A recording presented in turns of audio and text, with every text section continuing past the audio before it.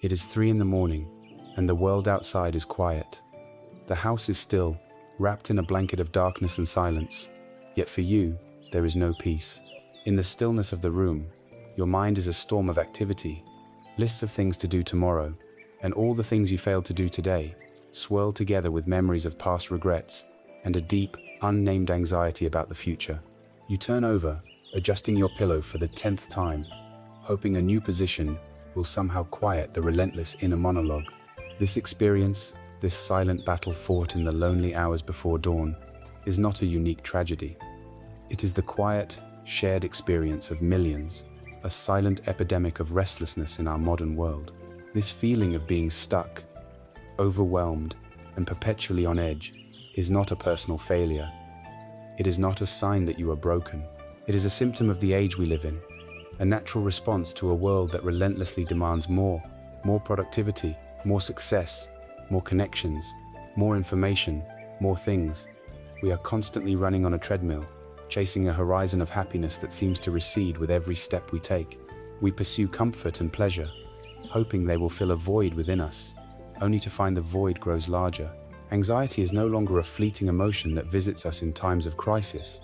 For many, it has become the background noise of our entire existence, a low-grade hum of disquiet that colors every moment. In this frantic search for peace outside of ourselves, in achievements, in possessions, in the approval of others, we have slowly, almost imperceptibly, become strangers to our own inner world. But there is another way. There is a path that does not ask you to run faster, but instead invites you to stop. A path that does not point to the glittering distractions of the world outside, but gently turns your gaze inward. It is an ancient path, a path of profound understanding, illuminated by the wisdom of the Buddhist tradition. This is not a call to adopt a new religion or to believe in dogma without question. Think of it, rather, as a science of the mind, a practical and compassionate exploration of your own experience. It offers a set of tools, honed over thousands of years, designed to help you look deeply into the nature of your own suffering, to understand its roots, and to cultivate, from within, a genuine and unshakable peace. It is a journey to come home to yourself, to find a sanctuary of calm, not in a distant place, but in the very center of your own being. We begin our journey by looking directly at the feeling we left behind in the quiet of the early morning, that sense of restlessness, of a deep and subtle dissatisfaction that seems to linger just beneath the surface of our busy lives. In the language of the Buddha, this fundamental human experience is called dukkha. This ancient word, from the Pali language, is often translated simply as suffering, but this single word is far too narrow, too dramatic, to capture its full meaning. When we hear suffering, we think of immense tragedy, of deep grief or physical agony, and while dukkha certainly includes these things, its true scope is far broader and far more intimate to our daily experience. It is the unseen weight we carry. Imagine dukkha not as a single crushing event, but as a vast spectrum of experience. At one end, you have the acute pain of loss or illness, but at the other, more common end of the spectrum, you find the subtle textures of everyday discontent. It is the slight tension in your shoulders as you sit in traffic. It is the vague feeling of disappointment when an experience you look forward to doesn't quite live up to your expectations. It is the low-grade, persistent anxiety that hums beneath your awareness, the feeling that something is not quite right, that you are somehow missing out. It is the boredom that leads you to endlessly scroll through your phone, looking for a distraction from the present moment. Dukkha is the fundamental unsatisfactoriness of a life spent chasing fleeting pleasures and trying to avoid inevitable discomforts. It is the spiritual friction of existence itself. Our modern world, in many ways, has become a finely tuned machine for amplifying this very friction. We live in a culture of perpetual striving, a pressure cooker of endless self-improvement. From the moment we wake, we are bombarded with messages that we are not enough. We are not successful enough, not wealthy enough, not fit enough, not popular enough, not happy enough. We are told that happiness lies just around the corner, available for purchase with the next product, the next promotion, the next relationship, the next exotic vacation. This creates a psychological state known as the hedonic treadmill. We run and run, exerting immense energy to reach a goal we believe will finally bring us lasting contentment. We get the raise, we buy the new car, we achieve the milestone. And for a moment there is a flicker of joy, a sense of relief. But soon, inevitably, the novelty fades. The new car becomes just a car. The raise becomes the new baseline. The feeling of satisfaction evaporates, and our eyes fix on a new, more distant goal. We are left with the same underlying sense of lack, perhaps now even more pronounced, because the thing we were so sure would fix us didn't. This endless cycle of wanting, getting, and wanting again is the very engine of dukkha. Compounding this is the phenomenon of the digital age, the curated reality of social media. We carry in our pockets a device that provides a constant, flowing stream of other people's highlight reels. We see their perfect vacations, their beautiful families, their career successes, their seemingly effortless joy. We are comparing our own messy, complicated, behind-the-scenes reality, with all its struggles and mundane moments, to the carefully edited, perfectly lit public performances of others. It is an impossible comparison, a game rigged for us to lose. It breeds envy, inadequacy, and a profound sense of loneliness. Even as we are supposedly more connected than ever before, we look at our own lives through this distorted lens and find them wanting, deepening that unseen weight of dissatisfaction. It is here, in this raw recognition of our own discontent, that we can introduce one of the most liberating teachings in all of Buddhist thought. It is found in the story of the second arrow. Imagine you are walking through a forest, and suddenly an arrow flies through the air and strikes you in the arm. This is painful. It is an unfortunate, unwelcome event. This first arrow is an unavoidable part of life. In our lives, the first arrows are the difficult events we cannot always control. It is the criticism from a boss, the diagnosis from a doctor, the loss of a loved one, the simple headache that ruins an afternoon. Pain, in this sense, is inevitable. No amount of spiritual practice can make you immune to the first arrows of existence. But the story does not end there. What do most of us do after being struck by the first arrow? We immediately react. We say, "Why me? This is terrible. I can't believe this happened." We fall into despair. "My whole day is ruined. My life is over." We spiral into anger. "Who shot this arrow? I'll make them pay." We drown in self-pity and anxiety about what this wound might mean for our future. Each one of these reactive thoughts, each wave of anger, fear, and despair is a second arrow. And this second arrow, the teaching says, we shoot into ourselves. The initial pain of the first arrow was real, but the prolonged anguish, the mental torment, the story we build around the pain, that is the suffering of the second arrow. This suffering is not inevitable. It is optional. It is a product of our own mind, our own habitual reactions to pain. The entire path of Buddhist practice is not about learning to dodge all the first arrows of life. That is an impossible task. The path is about learning to notice when we are picking up the second arrow, to see our hand reaching for the bow of reactivity, and to gently, with compassion for ourselves, put it down. It is the recognition that while pain is a given, suffering is a choice. We suffer not because difficult things happen, but because of our deep-seated habit of reacting to them with aversion, with craving for things to be different than they are, and with a story that places ourselves at the center of a grand drama. So the first step on this journey is not to try and fix anything, or to force yourself to feel better. The first step is simply to acknowledge the weight, to have the courage to sit with your own dukkha without judgment, and without needing to immediately distract yourself from it. Can you allow yourself to feel that subtle hum of anxiety without reaching for your phone?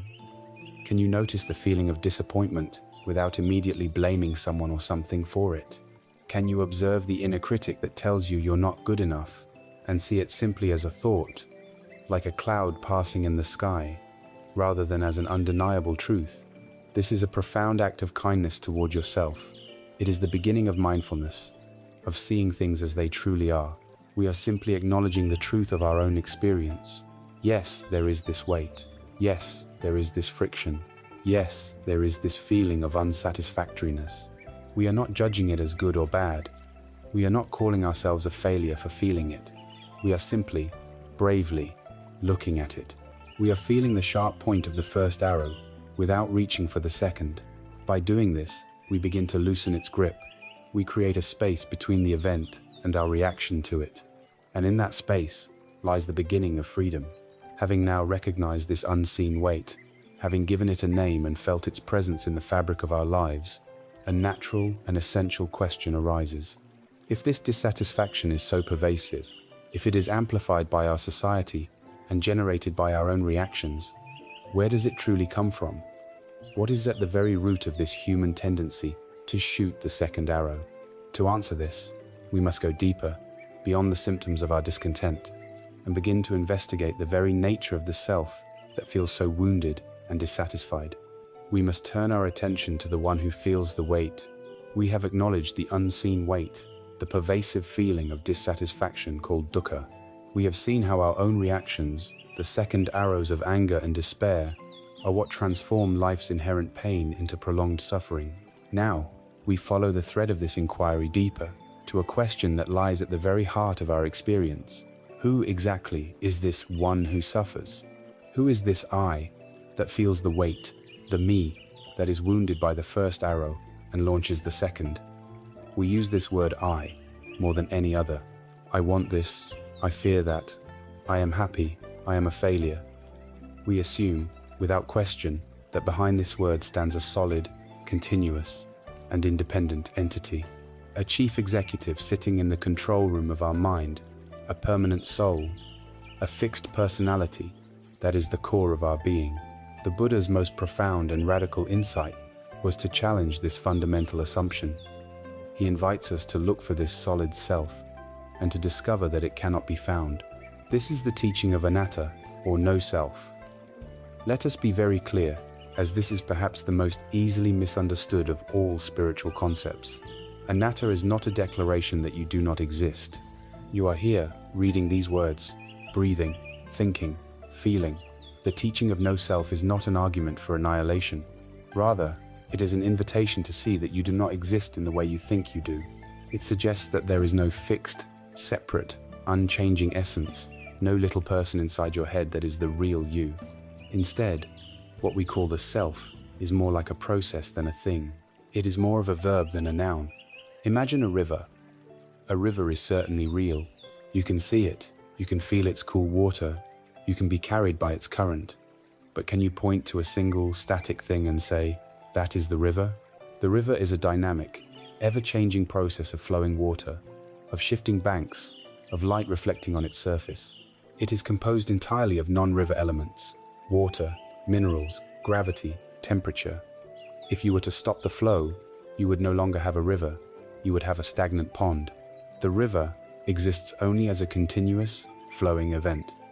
The teaching of anatta suggests that what we call our self is exactly like this river. It is a continuous flow of experiences, a dynamic process of body, thoughts, and feelings, all arising and passing away from moment to moment. Let us deconstruct this apparent monolith we call I. Let's look at the component parts we usually identify with. Are you your body? Your body is in a constant state of flux. Every day, cells die and new cells are born. The body you have today is not the same body you had 7 years ago, nor the one you will have in 7 years' time. It gets sick, it heals, it ages. It is a process, not a permanent object. If your body is not a fixed thing, how can it be a fixed self? Perhaps then you are your feelings. Are you the joy you feel when you see a loved one? Or the anger that flashes when you are cut off in traffic? Or the deep sadness of grief? But feelings are notoriously fickle. They are like weather patterns passing through the sky of your awareness. They arise, they linger for a time, and they dissolve. No feeling is permanent. If you were your feelings, you would cease to exist when a feeling fades, and be reborn as a completely different person with the next one. They are experiences that happen to you, but they are not the essence of you. Well then, are you your thoughts? Your mind produces an endless stream of thoughts, plans, judgments, and daydreams. But are you the director of this stream, or just the observer of it? Thoughts come and go, often uninvited. Your beliefs and opinions, which feel so solid and central to your identity, also change over time. Think of the beliefs you held 10 years ago. Are they the same today? The person who held those beliefs was also you. The person who holds your current beliefs is also you. Which one is the real, permanent self? Like the feelings, Thoughts are transient events in consciousness. They are not a solid core. What remains, then, is perhaps the most powerful component of the ego, the story. The self is, more than anything, a narrative.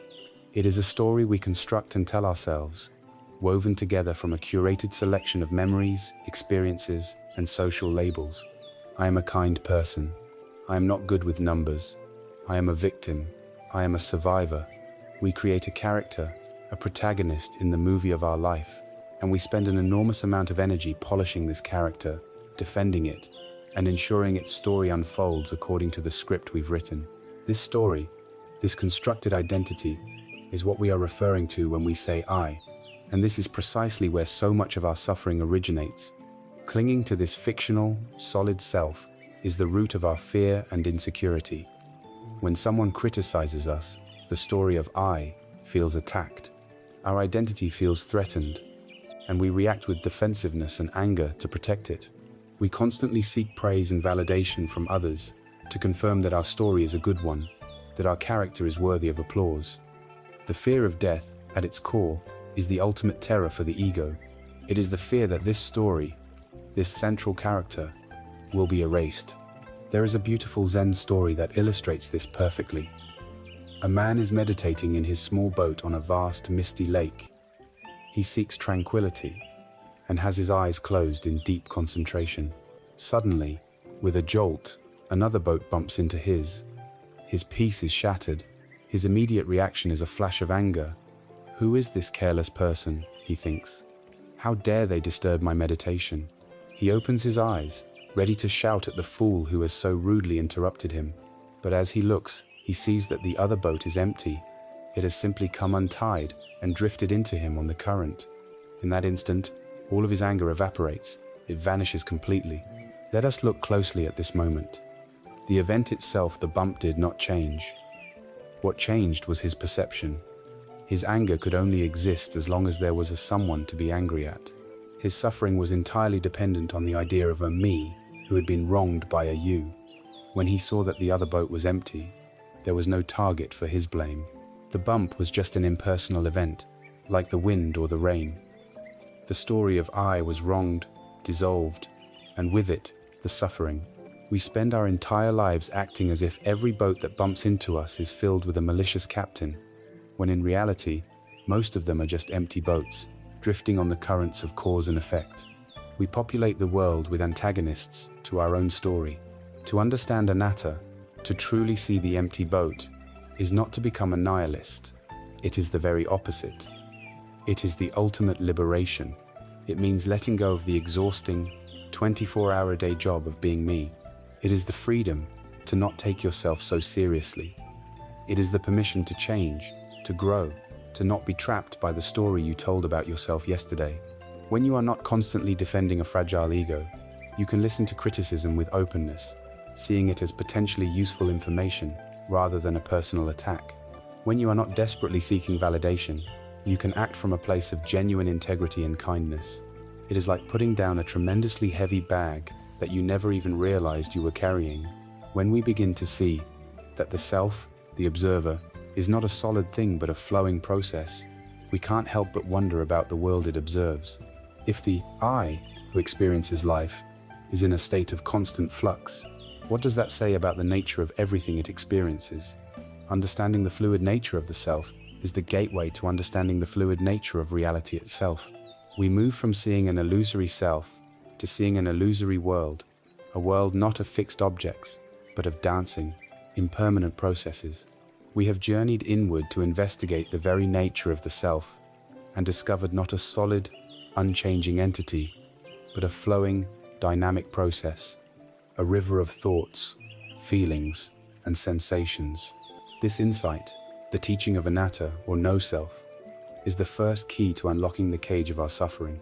The second key is to turn this same insight outward, to look at the world that this flowing self experiences. When we do, we discover a truth just as radical and just as liberating. Everything, without exception, is in a state of constant flux. This is the teaching of anicca, or impermanence. Like anatta, the idea of impermanence can at first seem unsettling, even melancholic. It is the truth that all things must pass. Youth fades, beauty withers, relationships change, life itself is finite. Cultures throughout history have built vast monuments and elaborate philosophies in an attempt to deny this fundamental law of existence, to carve out something permanent from the shifting sands of time. But the Buddhist path does not ask us to deny this truth, but to embrace it. For in the full acceptance of impermanence, we do not find despair, but a profound and vital peace. Look around you, and within you. Anicca is not an abstract theory. It is the most obvious, observable fact of reality. Watch the clouds drift and reshape themselves in the sky. Feel the breath entering and leaving your body, each one a unique event, never to be repeated. Notice the seasons turning, the relentless cycle of birth, growth, decay, and death that governs the natural world. Think of the city you live in, how its skyline has changed over the years. Think of your own life, the friendships that have evolved, the jobs that have come and gone, the person you were a decade ago and the person you are today. From the imperceptible dance of subatomic particles to the slow grand waltz of galaxies across billions of years, the entire universe is a symphony of change. Nothing is static, nothing is exempt. Life is a river, and everything, including our sense of self, is being carried along in its current. The vast majority of our dukkha, our deep dissatisfaction with life, arises from one simple, futile act: trying to stand still in this flowing river. Our suffering is born from our resistance to the universal law of anicca. We are conditioned to seek security and stability in a world that can offer neither. When we experience a moment of joy, a feeling of love, a beautiful success, our instinct is to grasp it, to cling to it with a white-knuckled grip. We try to freeze the perfect moment, to build a dam to hold back the flow of time. But the very act of clinging introduces the poison of anxiety. We become afraid of losing what we have. The joy becomes tinged with the fear of its own ending. And because all things are impermanent, the moment must pass, the feeling must fade. When it does, our clinging turns into a sense of loss, disappointment, and grief. The suffering came not from the experience ending, but from our desperate attempt to make it permanent. Conversely, when we experience something painful or unpleasant, a difficult emotion, a physical illness, a setback in our plancer instinct is to push it away. We resist it, we fight it, we create a story about how terrible it is and how it shouldn't be happening. This resistance, this aversion, adds a second layer of suffering on top of the initial pain. It is the second arrow we explored earlier. We are not just feeling the discomfort, we are now also suffering from our non-acceptance of the discomfort. We expend enormous energy trying to build walls against the inevitable difficulties of life, only to find ourselves exhausted and besieged. Our fundamental mistake is placing our hope for happiness in the establishment of permanent conditions in a world that is defined by its very lack of permanence. There is a timeless Taoist story that perfectly captures the wisdom of yielding to this flow. It is the story of a farmer and his horse. One day, the farmer's only horse, a valuable animal, runs away. His neighbors come to console him. "What terrible luck," they say. The farmer simply replies, "We shall see." A week later, the horse returns, leading a herd of magnificent wild horses with it. The neighbors flock to the farmer's house to celebrate. "What incredible good luck," they exclaim. The farmer calmly says, "We shall see." The next day, the farmer's son tries to tame one of the wild horses. He is thrown off and breaks his leg. The neighbors again gather, shaking their heads. "What awful misfortune," they say. The farmer looks at his son's broken leg and says, "We shall see." A few weeks later, the emperor's army comes to the village, conscripting every able-bodied young man for a war from which few will return. The farmer's son, with his broken leg, is the only young man in the village to be spared. This story reveals the folly of our rigid judgments. We label events as good or bad, success or failure, based on a tiny, incomplete snapshot in time. We do not see the whole unfolding tapestry. The wise farmer understands this. He lives in accord with anicca. He does not get swept away by the highs of apparent good fortune, nor does he fall into despair at the lows of apparent bad fortune. He remains balanced, open, and accepting of the ever-changing nature of life, knowing that today's disaster may contain the seed of tomorrow's blessing, and vice versa. To see impermanence not as a curse, but as a blessing, is a revolutionary shift in perspective. It infuses life with an incredible sense of preciousness. If every moment were to last forever, life would be a stagnant hell. It is the fleeting nature of the cherry blossom that makes its beauty so poignant. It is the fact that our time with loved ones is finite that makes each shared moment a sacred gift. When you truly understand anicca, you cannot take a single breath for granted. Every meal, every conversation, every sunrise becomes a unique and unrepeatable miracle. This is not a morbid preoccupation with endings, but a joyful celebration of the present. Embracing the flow is not an excuse for apathy or passivity. It is the exact opposite. It allows you to participate in life more fully and freely. You can love someone with your whole heart, not as a possession to be held, but as a fellow traveler on the river of life, enjoying the journey together for as long as it lasts. You can pursue your goals with passion and dedication, but without the crippling attachment to a specific outcome, knowing that success and failure are just temporary labels. It is the difference between navigating the river of life with a clenched fist, trying to grab and hold the water, and navigating it with an open hand, allowing the water to flow through your fingers, feeling its coolness and its power without trying to own it. We have now seen how our suffering is woven from our attachment to a false, solid self, and our resistance to the ceaseless flow of an impermanent world. We cling to a me that isn't real, and we demand permanence from a world that cannot provide it. But what is the psychological force that powers this futile clinging? What is the engine within us that is constantly grasping for what is pleasant and pushing away what is unpleasant? To understand the next layer of our inner world, we must turn our gaze toward the fire of desire itself, the ceaseless thirst that drives us ever onward. We have walked a path inward, discovering that the solid self we cling to is a fleeting process, and the permanent world we desire is in a constant state of flux. We have named the truths of no self, anatta, and impermanence, anicca. We see now that our suffering, our dukkha, arises from the friction between our desires and reality, from our attempt to hold on to a flowing river. Now we must ask the crucial question: what is the engine that drives this futile grasping? What is the force within us that relentlessly resists the way things are? The Buddha identified this force with surgical precision. In the second noble truth, he taught that the origin of suffering is tanha. The Pali word tanaha is most often translated as craving, but its root meaning is even more evocative. It means thirst.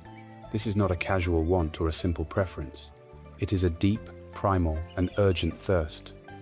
It's the desperate feeling of a person lost in the desert, dreaming of water.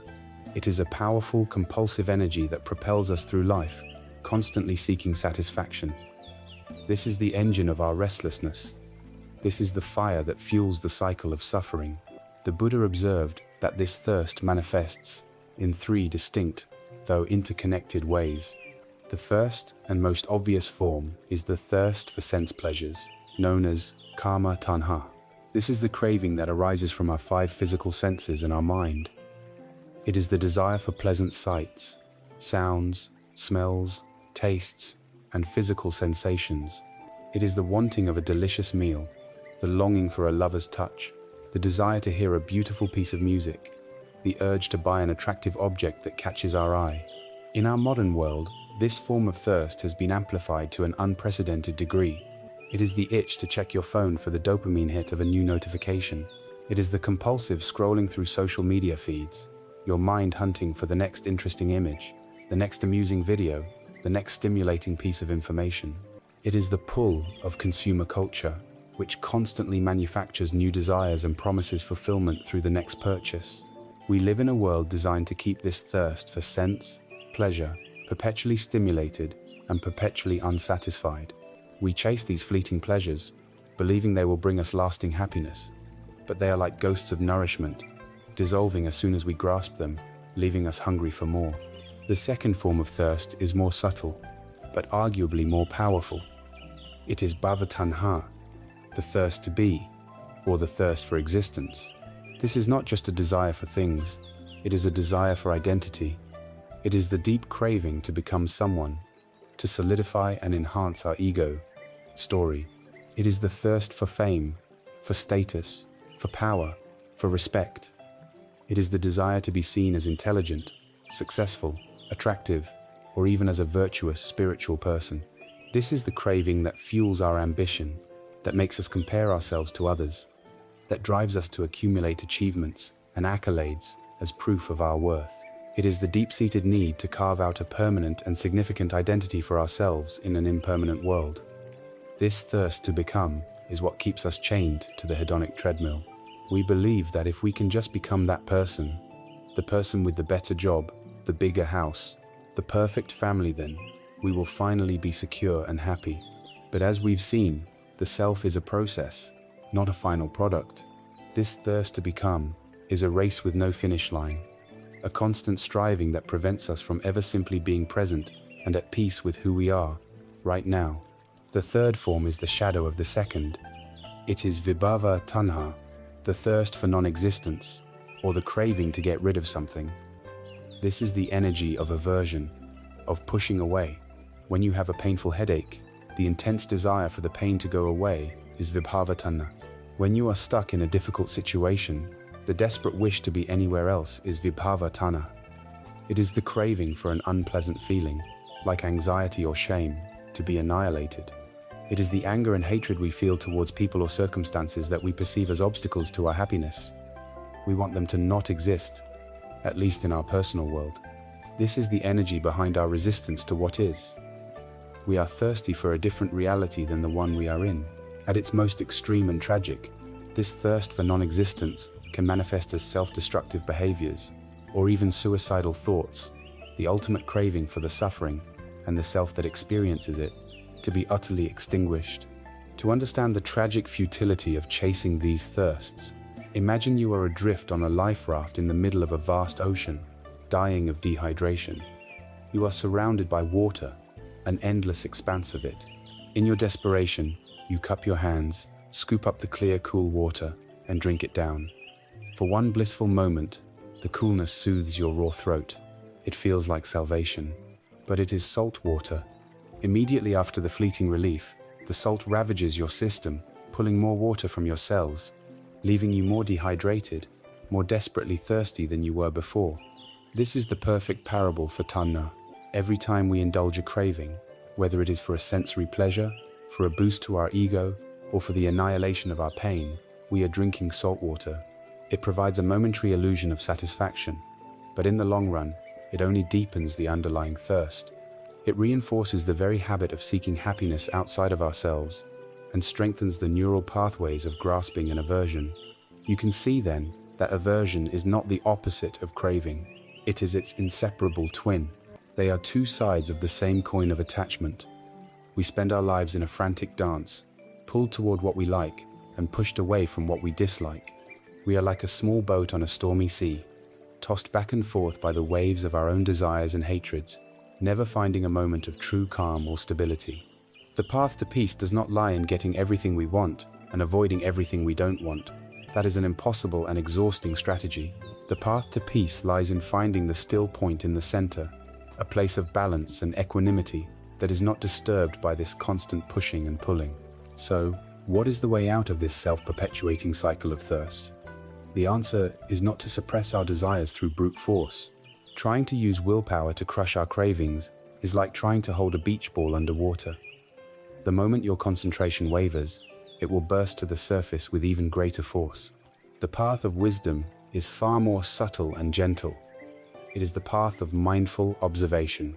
When a craving or an aversion arises in the mind, instead of automatically obeying its command, we can learn to simply notice it. We can observe it as a pure energy within us. We can ask, what does this thirst feel like in my body? Is there a tightness in my chest, a hollowness in my stomach? We can watch the thoughts that it generates without believing they are absolute commands. When we do this, we make a profound discovery. We see that the craving is not me. It is an impersonal event, a wave of energy that arises in consciousness, crests, and, if we do not feed it, naturally passes away. Each time we successfully watch a craving arise and fall without acting on it, we weaken its power. We are no longer a slave to every impulse. We are reclaiming our freedom. We are learning moment by moment that we do not have to drink the salt water. We have now identified tanha, this deep and relentless thirst, as the direct cause of our suffering. We see how it keeps us chained to the wheel of dissatisfaction. But this leads to an even more fundamental question. Why are we like this? Why do we constantly drink the salt water, even when past experience has shown us that it will never quench our thirst? This implies that we are operating under a fundamental delusion, a deep misperception of reality. To understand the very root of craving, we must now turn our gaze to the darkness that allows this thirst to flourish. We must investigate the nature of spiritual ignorance itself. We have journeyed to the very engine room of our discontent, identifying the ceaseless, burning thirst of tanha as the force that propels us towards suffering. We see how we are driven by a craving for pleasure, a craving to become someone, and a craving to annihilate our pain. Yet, this discovery leads us to a deeper, more fundamental question. Why? Why are we constituted in this way? Why do we endlessly drink the salt water of fleeting pleasures, fully expecting it to quench a thirst that only grows more intense? The answer lies in the darkness that allows us to mistake poison for medicine. The ultimate root of suffering, the soil from which the weed of craving grows, is a state of profound not knowing. In the Buddhist tradition, this is called avidya. The word avidya is often translated as ignorance, but this translation can be misleading. In English, ignorance implies a lack of intelligence, a lack of education, or a simple stupidity. Avidya is not this. A person can be a brilliant scientist, a celebrated artist, or a respected intellectual, and still be completely submerged in the darkness of avidya. It is not about how much you know, it is about how you see. A more accurate way to understand avidya is as a fundamental misperception, a perceptual blindness, an active state of misknowing the true nature of reality. It is the default setting of the untrained human mind. It is like navigating the world with a faulty map. No matter how intelligently you plan your journey, no matter how fast you run, if your map is wrong, you will never reach your desired destination. You will only wander in circles, growing more tired and more lost. This fundamental blindness relates directly to the truths we have already uncovered. Avidya is the ingrained subconscious habit of seeing the world in a way that is exactly opposite to how it truly is. We are blind to the truth of anicca, or impermanence. Our minds operate as if things are stable, solid, and lasting. We build our lives, our careers, our relationships on the unspoken assumption that they will provide a permanent foundation of security, and we are shocked and devastated when the ground inevitably shifts beneath our feet. We are blind to the truth of anatta, or no self. We experience ourselves as a solid, separate, continuous I at the center of the universe, and we spend our lives polishing and defending this imaginary statue. Finally, we are blind to the pervasiveness of dukkha, or unsatisfactoriness. We fundamentally believe that if we can just arrange the external world correctly, if we can get the right job, the right partner, the right amount of money, we can achieve a state of lasting, problem-free happiness. This very blindness is what fuels the fire of tanha, our ceaseless thirst. Because we are ignorant of impermanence, we desperately cling to pleasant experiences, trying to make them last, thus creating the craving for sense pleasures.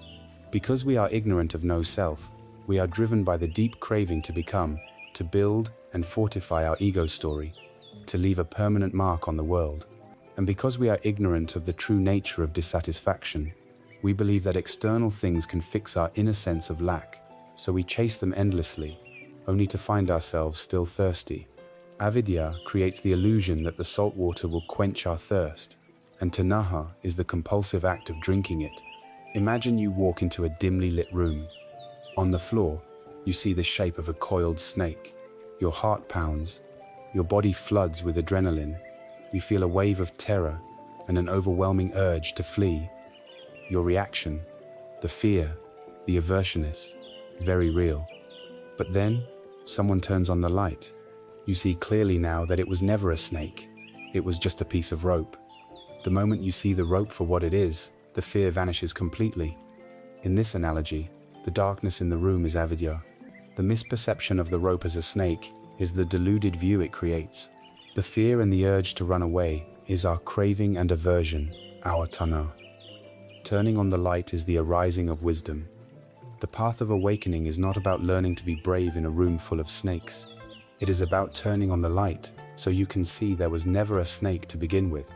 There is a classic Indian parable that brilliantly illustrates the fragmented nature of our perception under the spell of avidya. A king brought an elephant into his courtyard and assembled a group of men who had been blind from birth. He asked them to touch the elephant and describe what it was. The first man touched the elephant's broad, sturdy leg. "I know what an elephant is," he declared. "It is a living pillar." The second man happened to touch the tail. "No, you are wrong," he said. "An elephant is like a rope with a frayed end." The third man touched the elephant's waving ear. "You are both mistaken," he insisted. "An elephant is like a large, rough fan." Another touched the smooth, hard tusk and said it was a kind of plowshare.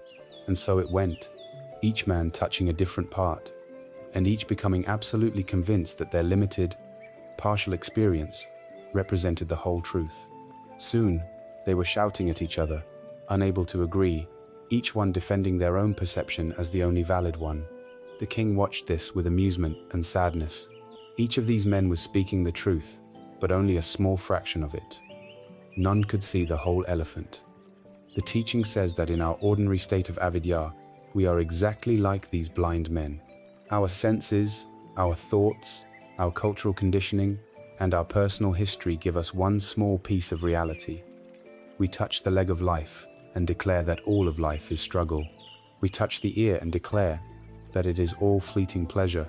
We touch the tusk and believe it is all sharp and dangerous. Avidya is the state of confidently believing that our tiny, conditioned fragment of experience is the entire, objective truth. We mistake our concepts for reality, our menu for the meal. The antidote to avidya, the light that reveals the rope and the whole elephant, is prajna. This is the Sanskrit word for wisdom. But just as avidya is not ordinary ignorance, prajna is not ordinary knowledge. It is not about accumulating more facts or learning more philosophy. It is not about memorizing descriptions of the elephant. Prajna is direct, experiential seeing. It is the moment the blind men regain their sight and see the elephant in its entirety for themselves. In that moment of direct seeing, all their arguments and mistaken beliefs fall away without any effort. This liberating wisdom is not something you get from an external source. It cannot be given to you in a book or a lecture. It must be cultivated within your own consciousness. The practices of the path, particularly mindfulness and meditation, are the methods for cultivating prajna. They are the process of cleaning the dust and grime from the mirror of our own mind, so that it can reflect reality clearly, just as it is.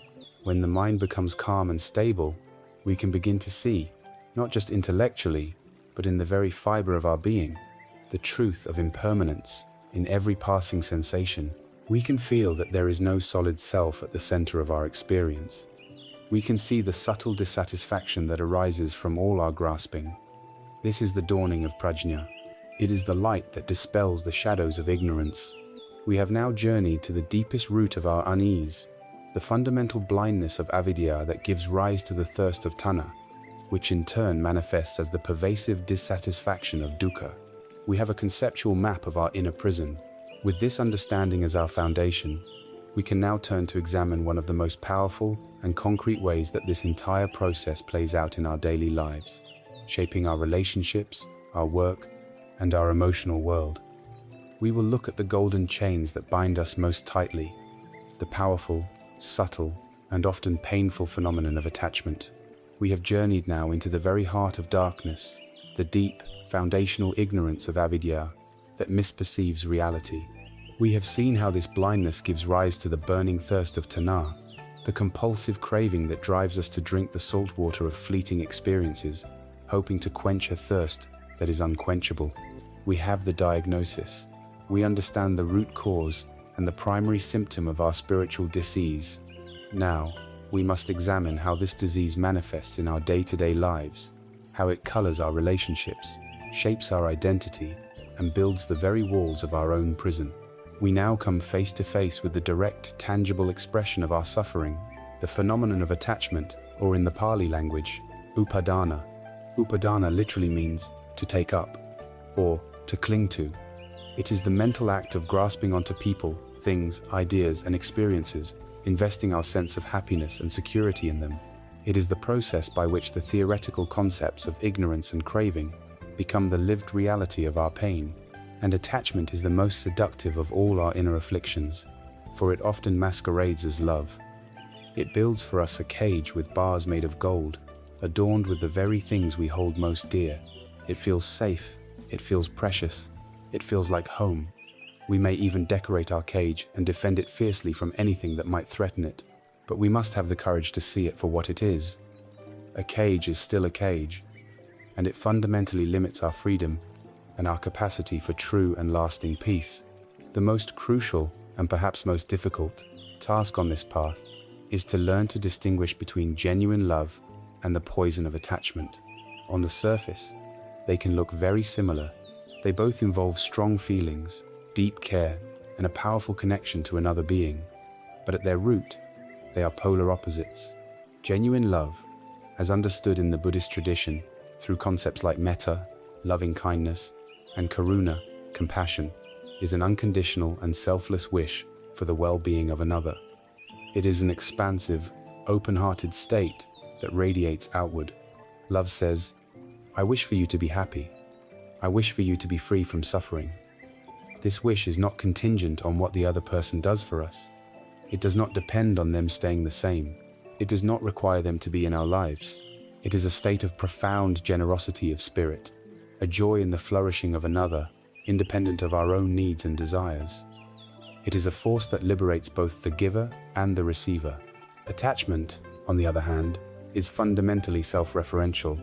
It is rooted in a sense of lack within ourselves, a void that we believe another person, object, or status can fill.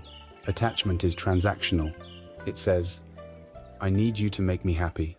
My peace, my security, my identity depends on you." It is a contractive, fearful energy. It is possessive. It seeks to control, to manage, and to secure the object of its attachment to ensure a steady supply of pleasant feelings. Where love is an open hand, wishing another well on their journey, attachment is a clenched fist, trying to hold on, terrified of loss.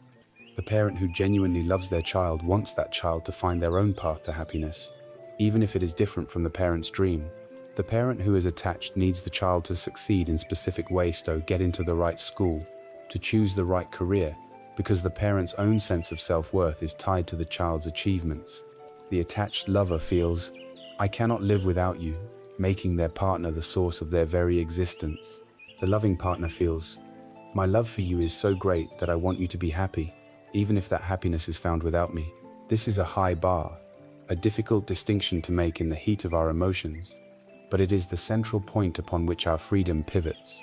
You can apply a litmus test to the powerful connections in your own life.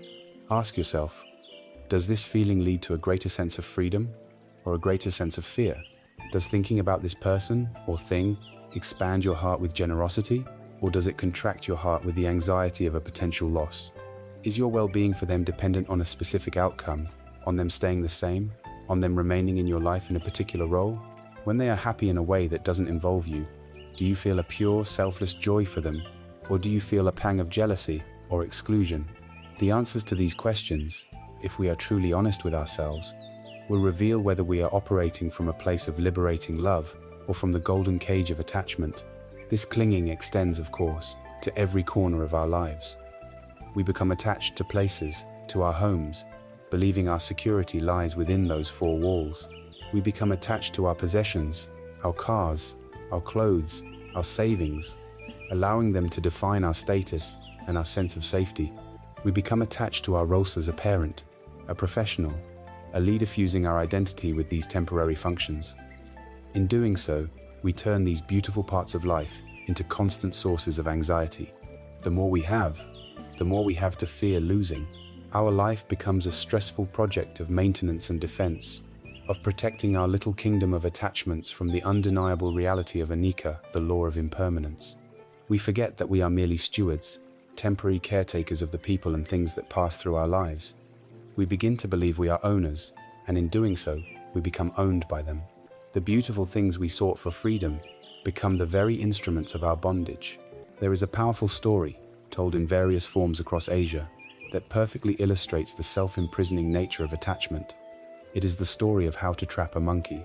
The trapper takes a coconut or a gourd, makes a small hole in it just big enough for a monkey's open hand to pass through, and places some delicious nuts or sweet rice inside. The trap is then chained to a stake. Soon, a monkey, drawn by the scent, comes along. It reaches its hand inside the coconut, grasps the enticing prize, and makes a fist. But now, with its hand clenched into a fist, the hole is too small for it to withdraw. The monkey pulls and screeches. It thrashes and struggles, growing more and more frantic and terrified. It is trapped. But what is truly trapping it? The cage is not locked from the outside. The trapper is not even there. The monkey's freedom is, and always has been, entirely in its own grasp. All it needs to do to be free is to open its hand, to let go of the nuts. But its desire, its attachment, its clinging to the prize is so strong that it cannot bring itself to do it. It will hold on, trapped by its own fist, until the trapper returns. We are this monkey. The nuts are the objects of our attachment, the relationship we believe we cannot live without, the job that defines our identity, the wealth that we think provides our security, the pleasant feeling we are trying to prolong. The coconut is the situation, the conditions of life itself, and the suffering, the frantic, terrified struggles generated by our own refusal to let go. No one is imprisoning us. Our freedom is in our own hand. The path to liberation does not involve breaking the coconut or fighting the trapper. It is simply the wisdom to see what we are doing and the courage to open our hand. Perhaps the most subtle, and in many ways most dangerous, form of attachment is our attachment to views and opinions. The ego, having no solid ground to stand on, loves to build a fortress out of ideas. It latches onto beliefs, political, religious, social, or personal, and says, "This is me. I am a person who believes this." Our opinions become extensions of our identity. This is why a simple disagreement can feel like a personal attack. When someone challenges our deeply held belief, the ego feels like its very existence is being threatened, and it reacts with defensiveness, anger, and aggression. This attachment to being right is the source of immeasurable conflict, from bitter family arguments to devastating global wars. When we are attached to our views, we can no longer listen. We are not interested in understanding another perspective. We are only interested in defending our own. We filter all incoming information through the lens of our existing beliefs, accepting what confirms them and rejecting what contradicts them. This cognitive rigidity is a profound form of suffering. It freezes our capacity to learn, to grow, and to connect with other human beings who see the world differently. We become a prisoner in the echo chamber of our own mind, shouting our certainties into the void, convinced we are the wise man in the parable of the elephant who knows the whole truth when we are only touching one small part. Letting go of attachment to views does not mean becoming a person with no values or convictions. It means holding our views lightly. It means having the humility to recognize that our perspective is limited and incomplete. It means prioritizing compassion over being right and connection over convincing. It is the wisdom to know that peace is found not in proving our map is the only true one, but in recognizing that we are all just trying to find our way home. So we see that attachment, this act of mental grasping, is the real-world activity of the suffering machine. It is avidya's ignorance and tanaha's thirst made manifest in our actions, our relationships, and our thoughts. It is the golden cage that promises security, but delivers only anxiety and fear. It is the fist we make around the nuts, trapping ourselves through our own desire. We have looked this mechanism of suffering squarely in the face. We have dissected the machine and labeled its parts. We have diagnosed our condition with a clear and unflinching eye. The exploration of the problem is now complete. A burning question must now arise from the depths of your being. If this is the diagnosis, is there a cure? If we are truly trapped in a cage of our own making, is there a key? Is freedom from this relentless cycle of suffering actually possible? Or is this simply a tragic, unchangeable feature of the human condition? It is here that our journey takes a pivotal turn, away from the analysis of the darkness and toward the undeniable possibility of light. We have journeyed together through a landscape that may, at times, have felt desolate. We have looked without flinching into the nature of dukkha, the pervasive dissatisfaction that haunts our lives. We have traced its origins to the burning thirst of tana, a craving rooted in the deep, shadowy soil of avidya, our fundamental ignorance of reality. We have seen how this inner mechanism manifests as upadana, the clinging attachment that builds a golden cage around our hearts, turning the things we love into sources of anxiety. It would be easy, after such a stark diagnosis, to fall into a state of despair, to conclude that the human condition is a hopeless trap, a machine designed for suffering from which there is no escape. If our exploration were to end here, it would be a philosophy of pessimism, but it does not end here. In fact, our journey so far has merely been the necessary preparation for its most vital and luminous stage.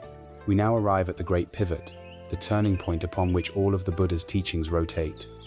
This is the third noble truth, the truth of Nirodha. The word Nirodha translates as cessation, ending, or liberation from. It is the most hopeful, most radical, and most profoundly optimistic statement ever made about the human mind. It is the simple, earth-shattering declaration that there is an end to suffering. The fires of greed, hatred, and delusion can be extinguished. The cage door can be opened. The ceaseless thirst can be quenched. The Buddha was not a prophet of doom. He was the ultimate physician. A good doctor does not merely list the symptoms of a disease or describe the pathology of a virus. A good doctor undertakes that rigorous diagnosis for one reason only: to confidently declare that a cure exists and to prescribe the treatment that will lead to a full recovery. The first two truths were the diagnosis.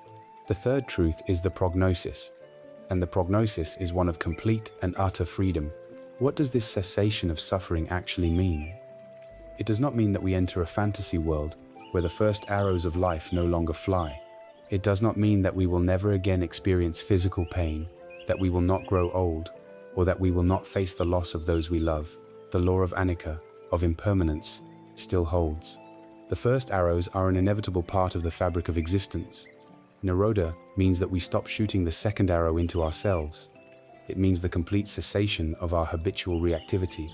Imagine a life where criticism from others is received simply as information, without the sting of a wounded ego. Imagine facing a difficult challenge without the mind immediately spiraling into anxiety and fear about the future. Imagine feeling a wave of sadness or anger arise, and having the capacity to simply observe it with a spacious, compassionate awareness as it crests and falls, without being swept away by its power. This is not a life devoid of feeling. It is a life where we are no longer enslaved by our feelings. It is a life lived with a profound and unshakable inner balance, a freedom from the tyrannical push and pull of liking and disliking. This is the freedom that Nirodha promises. This state of ultimate peace and freedom is known by a famous and often misunderstood word, nirvana. In the West, the word nirvana has been co-opted to mean a kind of blissful, hedonistic paradise, like a rock and roll heaven, or a state of ecstatic, spaced-out bliss. In the original Pali language, the word is nibbana, and its meaning is far more profound and practical. We must first be clear about what nirvana is not. It is not a geographical location, not a heaven you go to after you die. It is not a reward for good behavior. It is not a state of being absorbed into a cosmic consciousness or merging with God, nor is it a state of blank, zombie-like emptiness or a perpetual trance, disconnected from the world. It is a psychological reality, a transformation of consciousness that can be realized in this very life, in this very body. The literal meaning of the word nibbana is to extinguish, or to blow out, as one would blow out a candle flame. This immediately begs the question, what is being extinguished? It is not your life. It is not your unique personality. It is not your consciousness. What is extinguished are the fires that cause all our suffering. The Buddha referred to these as the three fires, or the three poisons. The first is the fire of lobha greed, lust, and grasping desire. The second is the fire of dosa hatred, anger, and aversion. And the third is the fire of moha delusion, confusion, and ignorance. Our ordinary, untrained mind is constantly burning with these fires. It is burning with wanting this and wanting that. It is burning with irritation at what we don't want. And it is burning in the confusing smog of our own delusions, unable to see things clearly. Nirvana is the state of coolness, tranquility, and clarity that remains when these three fires have been completely and utterly extinguished. It is the end of the fever. Consider the simple analogy of a candle flame. The mind of an ordinary person, caught in the grip of suffering, is like a candle flame in the middle of a storm. It is constantly flickering, sputtering, and contorting, battered by every gust of wind. The winds are the events of our lives, a harsh word, a pleasant surprise, a traffic jam, a moment of joy. The flame is unstable, agitated, and chaotic. It produces more smoke than light, and it is in constant danger of being snuffed out. This is the inner state of anxiety and restlessness that we know so well. Nirvana, or the liberated mind, is that very same candle flame brought into a room of perfect stillness. The winds of reactivity have ceased. The flame no longer flickers. It rises, straight and tall, burning with a serene, unwavering, and brilliant light. The candle and the wick, the body and the mind are still there. Life is still happening, but the quality of the flame has been utterly transformed. It has gone from a state of chaotic agitation to one of peaceful, radiant clarity. This is the coolness of nirvana. The mind that has realized this state is characterized by qualities that now supplant the three poisons. Instead of the fire of greed, there is a profound contentment and a spirit of selfless generosity. Instead of the fire of hatred and aversion, there is boundless loving kindness and a deep, unshakable compassion for all living things, including oneself. And in place of the fire of delusion, there is prajna, the crystal clear, penetrating wisdom that sees reality exactly as it is. This is not an escape from life.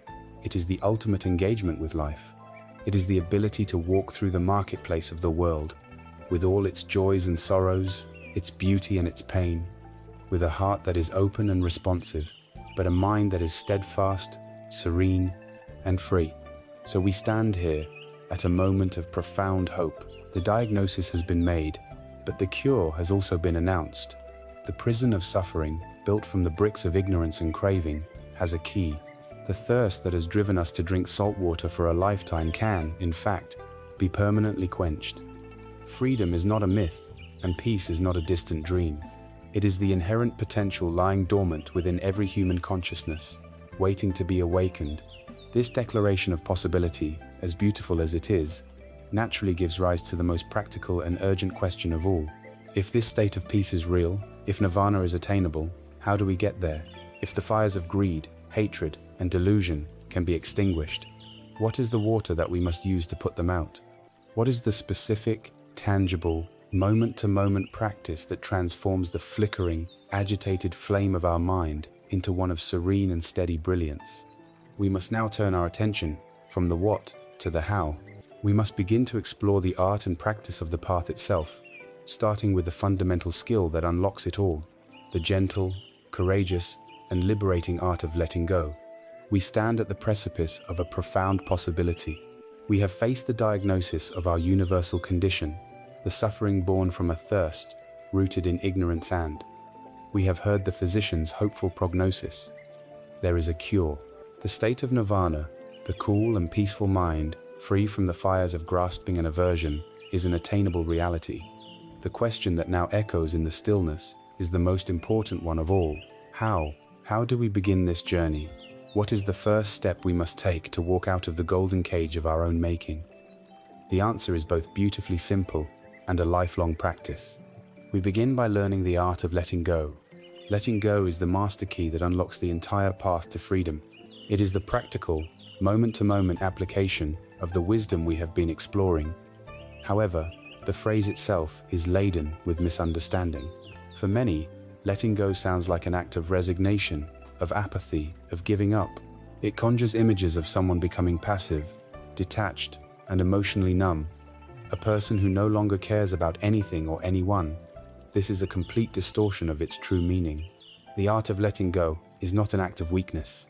It is an act of supreme strength. It is not about becoming indifferent. It is about cultivating a profound and unshakable courage. It is the wisdom to know what is within our control and what is not, and to find peace in that distinction. Let us first be clear about what we are not letting go of. You are not asked to let go of your relationships, your passions, or your engagement with the world. You are not letting go of your capacity for joy, for love, or for deep, meaningful connection. In fact, the practice of letting go allows you to experience all of these things more fully and richly than ever before. When you let go of attachment in a relationship, you are free to love the other person as they are, not as you need them to be. You release them from the impossible burden of being the sole source of your happiness, and in doing so, you allow a more authentic and spacious love to flourish. When you let go of a rigid attachment to a career goal, you are free to pursue your work with passion and creativity, finding joy in the process itself, rather than living in a constant state of anxiety about the outcome. Letting go does not mean emptying your life of what you value. It means emptying your mind of the fear, the clinging, and the possessiveness that so often poison the very things you cherish most.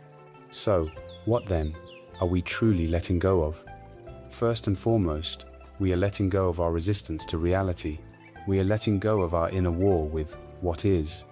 Think of how much energy we expend every day fighting with the present moment. We are stuck in traffic, and we fight it in our minds, fuming that we should be moving. It is raining on a day we planned a picnic, and we fight it, complaining that it should be sunny. Someone disagrees with us, and we fight them, insisting that they should see things our way. This constant internal argument with reality is a primary source of our stress and agitation. Letting go is the simple, radical act of dropping the argument. It is the willingness to meet the present moment on its own terms. The traffic is what it is. The rain is what it is. This person's opinion is what it is. In this acceptance, we are not being passive. We are conserving our precious mental energy, choosing not to waste it on a fight we can never win. From this place of calm acceptance, we can then act with far greater wisdom and clarity. Secondly, we are letting go of our attachment to specific outcomes. We live our lives believing that our peace of mind is contingent on things turning out exactly as we've planned. This is a recipe for perpetual anxiety because the universe rarely conforms to our precise specifications. The practice of letting go teaches us to invest our energy in our intentions and our actions, and to release our grip on the results. You prepare diligently for a job interview, you perform to the best of your ability, and then you let it go. The outcome is no longer in your hands. You express your love and support for a friend, and then you let it go. You cannot control how they receive it or what they do with it. This is the essence of finding peace in an uncertain world. It is the trust that we can handle whatever comes, a trust that replaces the anxious need to control every variable. Finally, we are letting go of our mental residency in the past and the future. Our minds are like time machines, constantly dragging us back to relive old regrets and resentments, or flinging us forward to rehearse future anxieties and catastrophes. But the past is a memory, and the future is a fantasy. The only place life is ever actually happening is right here, right now, in this present moment. Letting go means gently, but firmly, escorting our attention back home to the now. It doesn't mean we fail to learn from our past mistakes or neglect to plan for our future needs. It means we stop allowing the ghosts of yesterday and the phantoms of tomorrow to rob us of the vitality of today. This art is not a grand, one-time gesture. It is a muscle that must be built through consistent, daily practice, and our daily lives provide the perfect gymnasium. Every small frustration is an opportunity to train. When you are standing in a long line at the grocery store, you can feel the irritation rising. This is the moment of practice. Can you let go of the story that you are wasting your time? Can you let go of the urge to be somewhere else, and instead, just be right there? Feel your feet on the floor, listen to the sounds of the store, watch the people around you. Each time you do this, you strengthen the muscle of letting go. When a driver cuts you off, instead of automatically reacting with a surge of anger, can you let go of the sense of personal offense? Can you see it as just an event, an empty boat bumping into yours, and let it pass through you without leaving a toxic residue? These small moments are the entire path. There is a wonderful Zen story that captures this practice perfectly. Two monks were on a long pilgrimage. They came to a river with a strong current. A young, beautiful woman was standing there, afraid to cross.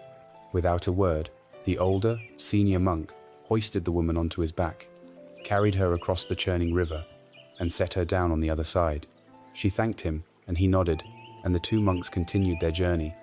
The younger monk was aghast. Their monastic vows strictly forbade them from touching a woman. For hours, he walked in seething silence, replaying the event in his mind, building a case against his companion. He grew more and more agitated. Finally, unable to bear it any longer, he burst out, "Brother, how could you do that? You know we are forbidden to touch a woman, yet you carried her across that river. You have broken our sacred vows." The older monk looked at his young companion with compassion. "Brother," he said calmly, "I put that woman down by the river hours ago. Why are you still carrying her?" This is the question we must ask ourselves every day. What are we still carrying? What old resentments? What past failures? What ancient grievances are we still hauling on our backs, long after the events have passed?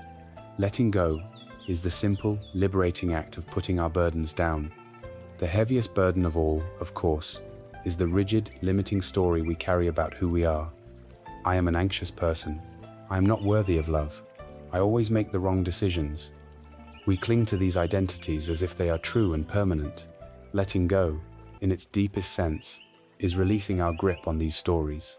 It is the willingness to not know who we are from one moment to the next, allowing a more authentic and fluid sense of self to emerge from the space of our awareness.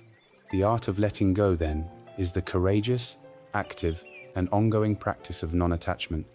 It is the gateway to the path of liberation. However, as a guiding principle, it can sometimes feel too vast, too abstract. To say, "just let go," can be like telling someone who wants to climb a great mountain to just go up. It's true, but it's not enough. We need a map. We need a detailed, reliable, step-by-step guide that shows us how to navigate the terrain, how to place our feet, how to conserve our energy, how to handle the changing weather of the mind. We need a practical framework that integrates this principle of letting go into every facet of our being of view, our intentions, our speech, our actions, and our mind. This comprehensive map exists. It is the very heart of the Buddha's practical teaching. It is known as the Noble Eightfold Path. We have arrived at a place of profound hope. The journey through the landscape of our suffering has led us to the declaration of nearer the truth, that a cure exists, that the fires of our affliction can be extinguished. We have been given the master key, the principle of letting go. But a key without a door, a principle without a practice, is not enough. And so, the Buddha, in his infinite compassion, did not stop there. He laid out the fourth noble truth, the truth of the path leading to the cessation of suffering, known as Magga. This is the how. This is the detailed, practical, step-by-step guide for walking out of the prison of our own making and into the open air of liberation. This guide is the Noble Eightfold Path. It is essential to understand that this is not a linear sequence of 8 steps you take one after another, like climbing a ladder. It is a holistic framework of 8 interwoven factors that are to be cultivated simultaneously. They support and deepen one another, like the strands of a strong rope. These 8 factors are often grouped into 3 essential trainings: the training in wisdom, the training in ethical conduct, and the training in mental discipline. Together, they form a complete blueprint for a life of awareness, integrity, and peace. The path begins with the training in wisdom, and the very first factor, the foundation upon which all others are built, is right view. In the Pali language, this is samma-dittati. It is placed first for a reason. Right view is the compass for the entire journey. It is the lens through which we see the world, the map that gives context and direction to all our efforts.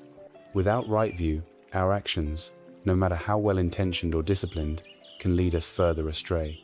Imagine you wish to travel from a city of confusion and stress to a land of peace and clarity. The first and most essential tool you need is an accurate map of the territory.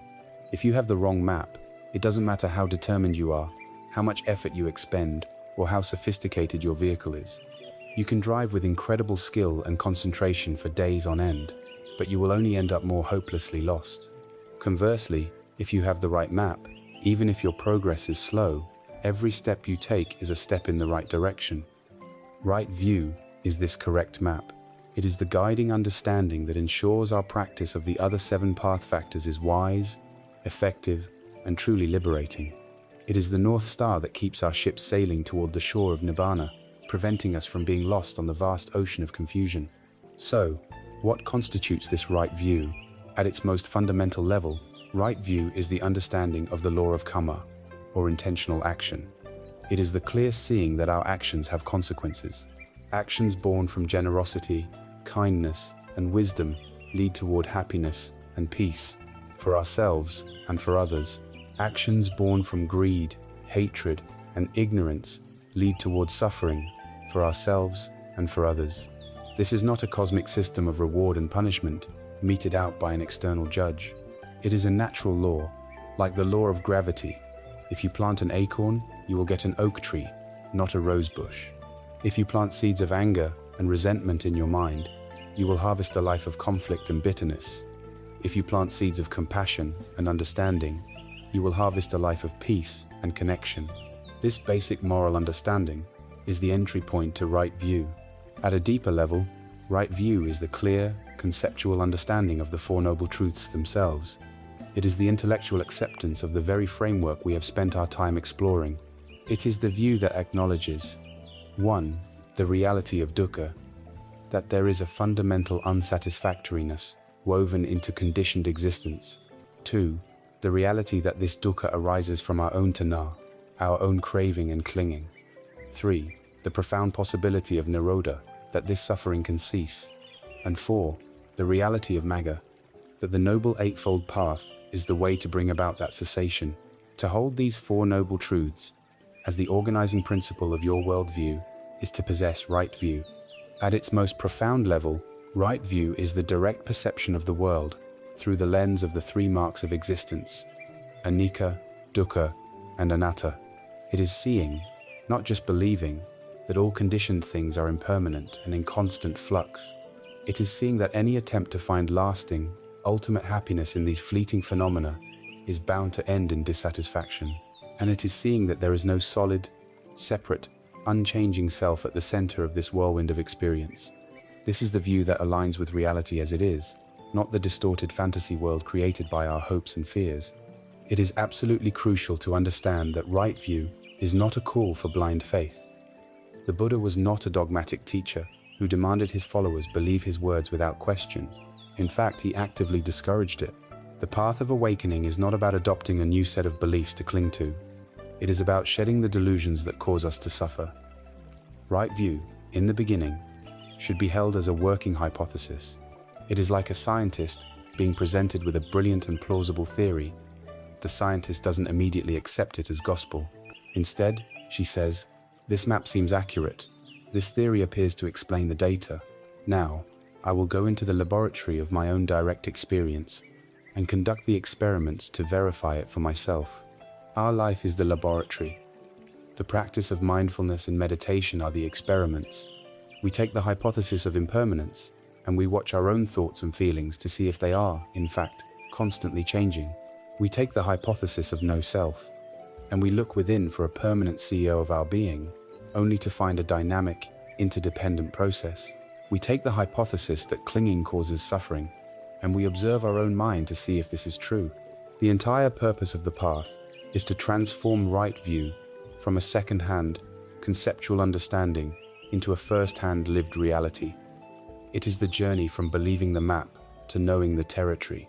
We begin to cultivate right view right now by engaging in this very process of learning and contemplation. We listen to the teachings, we read them, and we reflect on them wisely, asking ourselves, does this make sense? How does this apply to my own life? We check it against our own experience. We also cultivate it by associating with wise friends, with others who are on this path, who can help us see our own blind spots and encourage our progress. Right view, then, is the eye of the path. It is the clarity of vision that allows us to distinguish the wholesome from the unwholesome, the path to peace from the path to pain. It is the beginning of the end of avidya, the fundamental ignorance that has kept us wandering in circles for so long. It is the dawning light that illuminates the way forward. Of course, having an accurate map, as indispensable as it is only the first step. A map does not move you. A map cannot walk the path for you. Once you have the correct view of your destination and the route to get there, you must then align your heart's compass. You must generate the will, the motivation, and the aspiration to actually undertake the journey. After seeing correctly with the head, we must then aim correctly with the heart. This brings us to the second, essential factor of the path, right intention. If right view is the clear eye that sees the map of reality, then right intention is the heart that commits to the journey. It is the conscious act of aligning our will, our motivation, and our deepest aspirations with the wisdom we have begun to cultivate. In the Pali language, it is called Samma Sankappa. While right view answers the question, what is the nature of the path? Right intention answers the question, why am I walking it?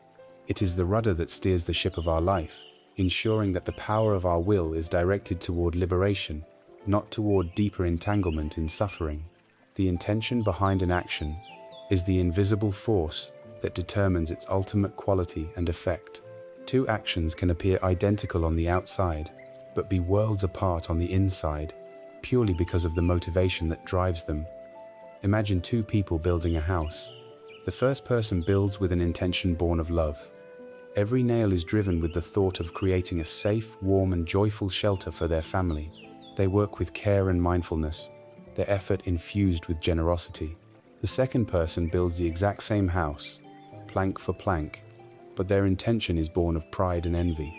They want to build a house that is more impressive than their neighbors, a monument to their own success that will make others feel small.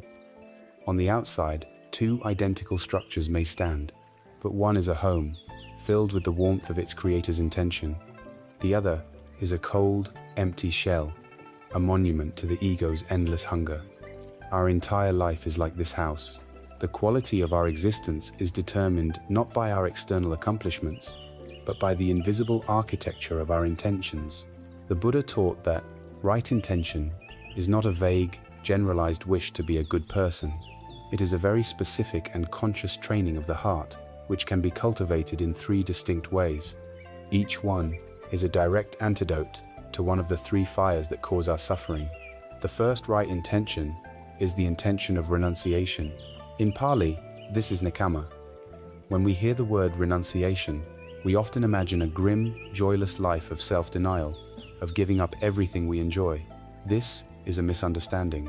The intention of renunciation is, in fact, an intention of profound joy and relief. It is the conscious cultivation of letting go.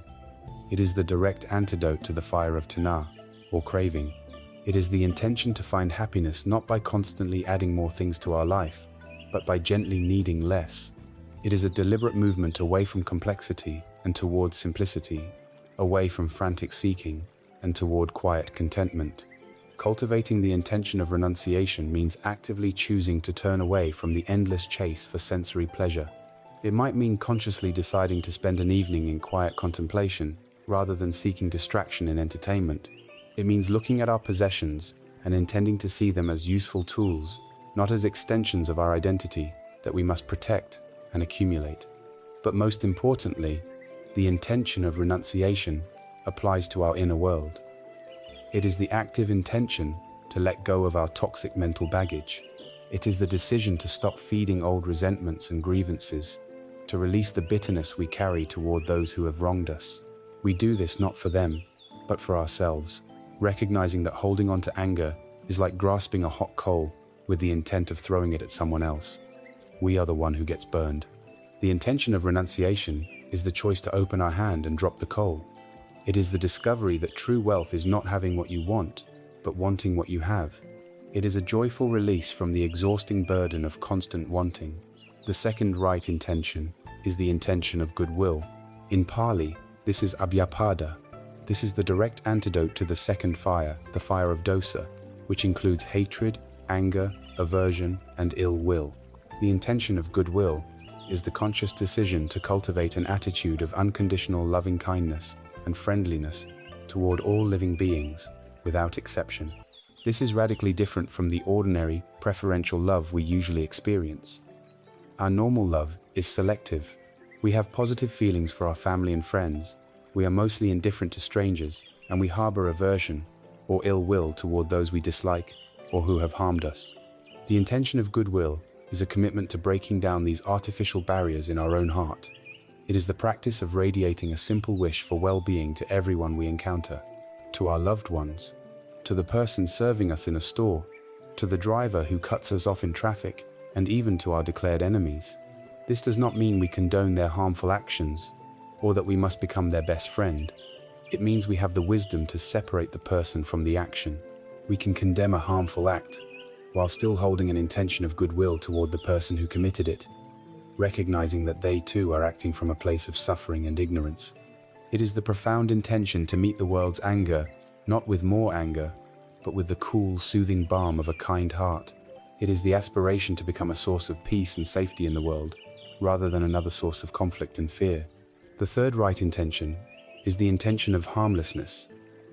In Pali, this is avihisa. This is the direct antidote to the third fire, the fire of cruelty and violence. While goodwill is a general, friendly attitude, harmlessness is its compassionate expression in the world. It is the active intention to avoid causing harm, whether physical or emotional, to any living being, to the best of our ability. It is the intention to be a protector of life, not a destroyer of it. This intention of harmlessness must begin with ourselves. For many of us, the person we are most cruel to is the one we see in the mirror. We relentlessly harm ourselves with a harsh inner critic, with negative self-talk, and by replaying our past mistakes over and over, cultivating the intention of harmlessness means vowing to end this inner violence. It means learning to treat ourselves with the same compassion and forgiveness we would offer to a dear friend who is struggling. Only when we have established a baseline of compassion for our own imperfect being can we genuinely extend it to others. The intention of harmlessness is the recognition of a shared vulnerability in all of life, and the heartfelt commitment to not add to the world's already heavy burden of pain. Cultivating these three right intentions is the practice of becoming the gentle gatekeeper of our own mind. It means developing a moment-to-moment awareness of our own motivations. Before we speak, before we act, as a powerful thought or emotion begins to form, we can learn to create a tiny pause. In that sacred pause, we can ask the simple question, what is the root of this? Is this thought, this word, this impending action coming from a place of letting go, of goodwill, of compassion? Or is it being fueled by the fires of grasping, ill will, and delusion? This simple, silent inquiry is a revolutionary act. It interrupts the momentum of our unconscious, habitual patterns. It wrests control away from our reactive conditioning and places it back in the hands of our conscious, wise self.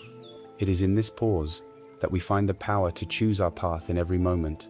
With right view, we have the map. With right intention, we have purified our heart and aimed it toward the destination. We have established the foundation of wisdom. Our inner world is oriented toward freedom. The next logical step is to see how this inner clarity and pure motivation becomes manifest in our outer life. How do we embody this wisdom in our daily interactions with other people? The journey now moves from the inner world of view and intention to the embodied world of our conduct. We begin this transition with the most frequent and powerful way we impact the world around us, through the faculty of speech. Having established the foundation of wisdom for our journey, equipping ourselves with the clear map of right view, and aligning our heart's compass with the pure motivation of right intention, we now arrive at a critical transition. The path of awakening is not merely an intellectual or emotional exercise confined to the privacy of our own minds. It must be embodied, it must be lived, it must manifest in the world through our conduct. We now move into the second great training of the Noble Eightfold Path, the training in Sila, or ethical conduct. This is the bridge that connects our inner world of understanding to our outer world of action. It is how our wisdom becomes visible, how our compassion becomes tangible. The training in ethical conduct begins with the most frequent, powerful, and often unconscious way we interact with the world, our speech. We live in a universe woven from words. Words can build bridges of connection or dig chasms of division. They can be a soothing balm that heals a wounded spirit, or a sharp poison that infects a relationship for years. Words can start wars, and words can broker peace. The sounds we make with our breath and our lips are not empty vibrations. They are potent forces that shape our personal reality and the collective consciousness. To undertake the practice of right speech, or samavacha, is to awaken to this immense power and to take responsibility for it. It is the conscious art of transforming our speech from a reactive weapon of the ego into a skillful instrument of healing, truth, and harmony. The practice of right speech is far more nuanced and comprehensive than a simple commandment not to lie.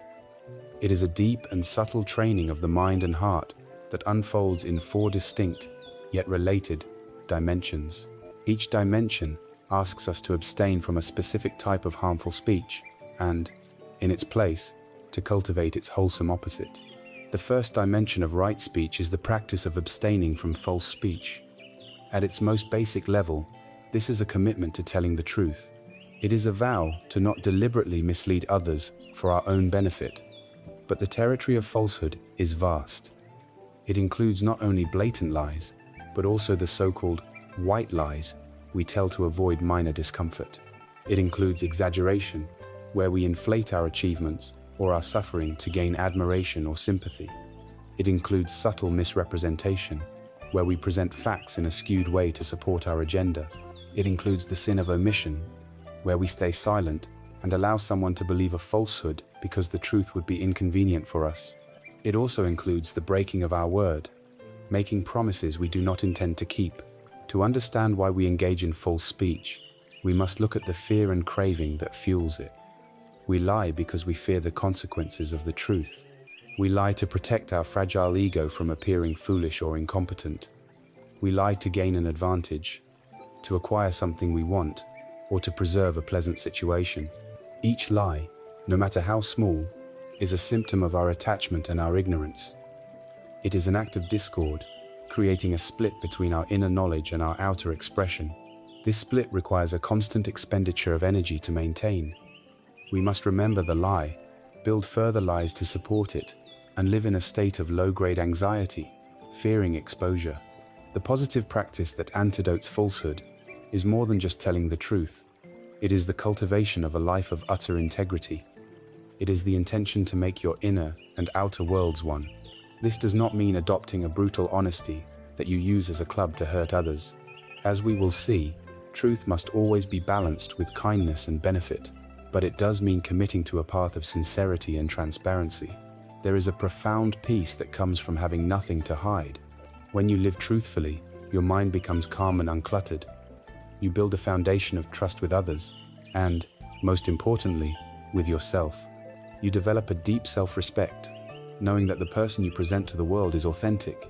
The second dimension of right speech is abstaining from divisive or slanderous speech. This is speech that is used to create enmity and discord between people. It is the act of going to one person and reporting the harsh things another person said about them. It is backbiting, whispering behind someone's back to damage their reputation. It is spreading rumors and gossip, especially the kind that pits one friend against another or creates factions within a group. It is the insidious use of words to drive wedges between human hearts. The motivation behind divisive speech is often rooted in a toxic cocktail of jealousy, insecurity, and a desire for power. We may try to diminish someone else in the eyes of others because we are envious of their success or happiness. We may create a common enemy through gossip as a way to bond with someone else, forming a fragile alliance built on shared negativity. There can be a sense of power that comes from being the bearer of secret, negative information, of being in the know. But this is the power of a poisoner. Every time we engage in divisive speech, we are polluting our own mind with ill will and contributing to the world's atmosphere of suspicion and conflict. The wholesome opposite is to cultivate speech that unites and harmonizes. This is a powerful and active practice. It means making the choice not to pass on the negative gossip you hear. It means that when you hear something negative about someone, you let it stop with you. Even more actively, it means looking for opportunities to heal rifts. It is speaking of the good qualities of one person to another. It is trying to help people understand each other's perspectives. It is refusing to take sides in a conflict, and instead, trying to be a force for reconciliation.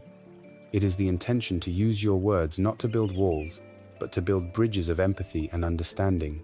The third dimension of right speech is abstaining from harsh or abusive speech. This is any form of speech that is intended to cause emotional pain. Its expressions are manifold: yelling and shouting, insults and name, calling, cruel sarcasm, belittling and condescending language, constant nagging, and verbal threats. It is the use of words as a blunt instrument to beat another person into submission or to vent our own frustration. Harsh speech is a form of violence, and it leaves deep and lasting wounds. The root of harsh speech is almost always our own unskillful relationship with our own pain. It is the second fire of dosa anger, hatred, and aversion erupting from our mouths. When we feel hurt, threatened, or powerless, We lash out with words as a desperate attempt to regain a sense of control. We want to make the other person feel as bad as we do, but harsh speech never solves anything. It only escalates conflict, destroys intimacy, and fills our own heart with the toxic residue of our anger.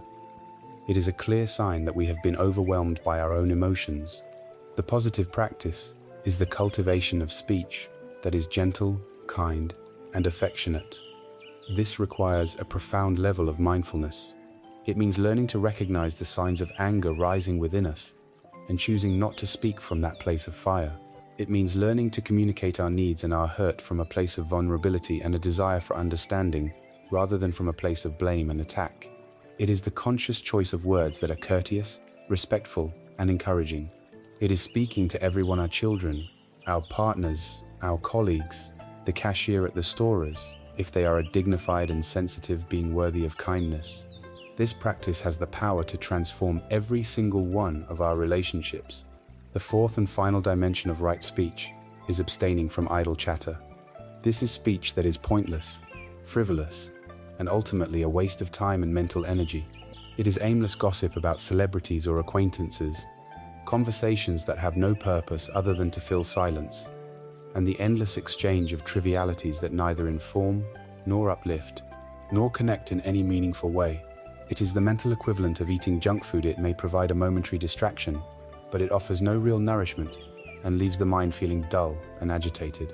We engage in idle chatter out of boredom, social anxiety, or a simple inability to rest in the present moment. It is a subtle form of escapism. The antidote to idle chatter is twofold. The first is the cultivation of noble silence. This is not an awkward or tense silence. It is a comfortable, restful, and aware silence. It is the ability to be with others, or by oneself, without feeling a compulsive need to fill every gap with noise. In noble silence, the mind has a chance to settle, and we can connect with ourselves and others on a deeper, non-verbal level. The second part of the antidote is to cultivate speech that is meaningful and purposeful. It is the intention to speak only when one has something true, kind, and useful to say. It is to value our words and to use them with precision and care, making them count. A beautiful and practical guide for implementing all four aspects of right speech can be found in a story about the Greek philosopher Socrates. One day, an acquaintance ran up to him excitedly and said, "Socrates, do you know what I just heard about one of your friends?" "Hold on a moment," Socrates replied. "Before you tell me, I'd like you to pass a little test. It's called the test of the three sieves." The man looked confused, so Socrates explained. "The first sieve is the sieve of truth. Are you absolutely certain that what you are about to tell me is true?" The man thought for a moment and said, "Well, no, I just heard it from someone else." "All right," said Socrates. "So you don't really know if it's true or not. Now let's try the second sieve, the sieve of goodness. Is what you are about to tell me about my friend something good?" "No, on the contrary," the man said. "So," Socrates continued, "you want to tell me something bad about him, but you're not certain it's true. You may still pass the test though, because there's one sieve left, the sieve of usefulness." "Is what you want to tell me going to be useful to me?" The man shrugged. "No, not really." "Well then," concluded Socrates, "if what you want to tell me is neither true, nor good, nor useful, why tell it to me at all? If we could just pause and run our own intended speech through these three sieves before we speak, our world would be transformed. This is the essence of right speech. It is the practice of purifying our communication so that it becomes a clear expression of our wisdom and a vehicle for our compassion. It is the commitment to ensuring that every word we speak is a contribution to peace, not a contribution to conflict. Having begun the process of purifying our words, the path now naturally leads us to consider our broader engagement with the world. We must now turn our attention to the purification of our physical deeds. Having meticulously aligned our inner world through right view and right intention, and having begun to purify our most constant form of interaction through the practice of right speech, the path now calls for a deeper embodiment of our principles. It is not enough for our minds to be wise and our words to be kind. Our physical deeds must also become a clear reflection of the peace and compassion we seek to cultivate. We now arrive at the second pillar of ethical conduct, or sila, the crucial practice of right action, known in the Pali language as sammakamanta. Right action is the art of making our physical presence in the world a source of safety and well-being for all beings. It is the conscious choice to ensure that our deeds, the actions of our body, are in perfect harmony with our highest understanding and our purest motivations. If right speech tamed the tongue, right action tames the body, transforming it from a reactive instrument of the ego's desires into a vehicle for wisdom and love. At the very heart of right action lies a single luminous principle, ahimsa, the principle of non-harming. This is the same intention of harmlessness we cultivated in our hearts, now expressed through our physical behavior. It is an active, unwavering commitment to protect life and to abstain from any action that would cause injury or distress to another being. This principle is the bedrock of civilization and the foundation of all spiritual progress. When you interact with a person who is truly practicing right action, you feel an implicit sense of safety. You know, on a deep level, that your body will not be harmed by them, that your possessions will not be taken by them, and that your relationships will not be violated by them. This profound sense of trust is the fertile ground in which all meaningful connection grows. Right action is the practice of becoming a sanctuary for others, a person whose very presence communicates safety and peace. The Buddha articulated this practice through three fundamental precepts, three commitments that guide our physical conduct. The first precept of right action is to abstain from the taking of life. This is the most fundamental expression of compassion.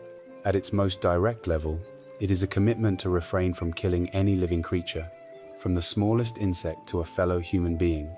This precept arises from a deep recognition of a universal truth. All beings, in their own way, cherish their life and fear its destruction. When we practice this precept, we honor this shared desire to live. We recognize that our own wish for safety and continued existence is mirrored in the heart of every other creature. This fosters a profound sense of reverence and interconnectedness with the web of life.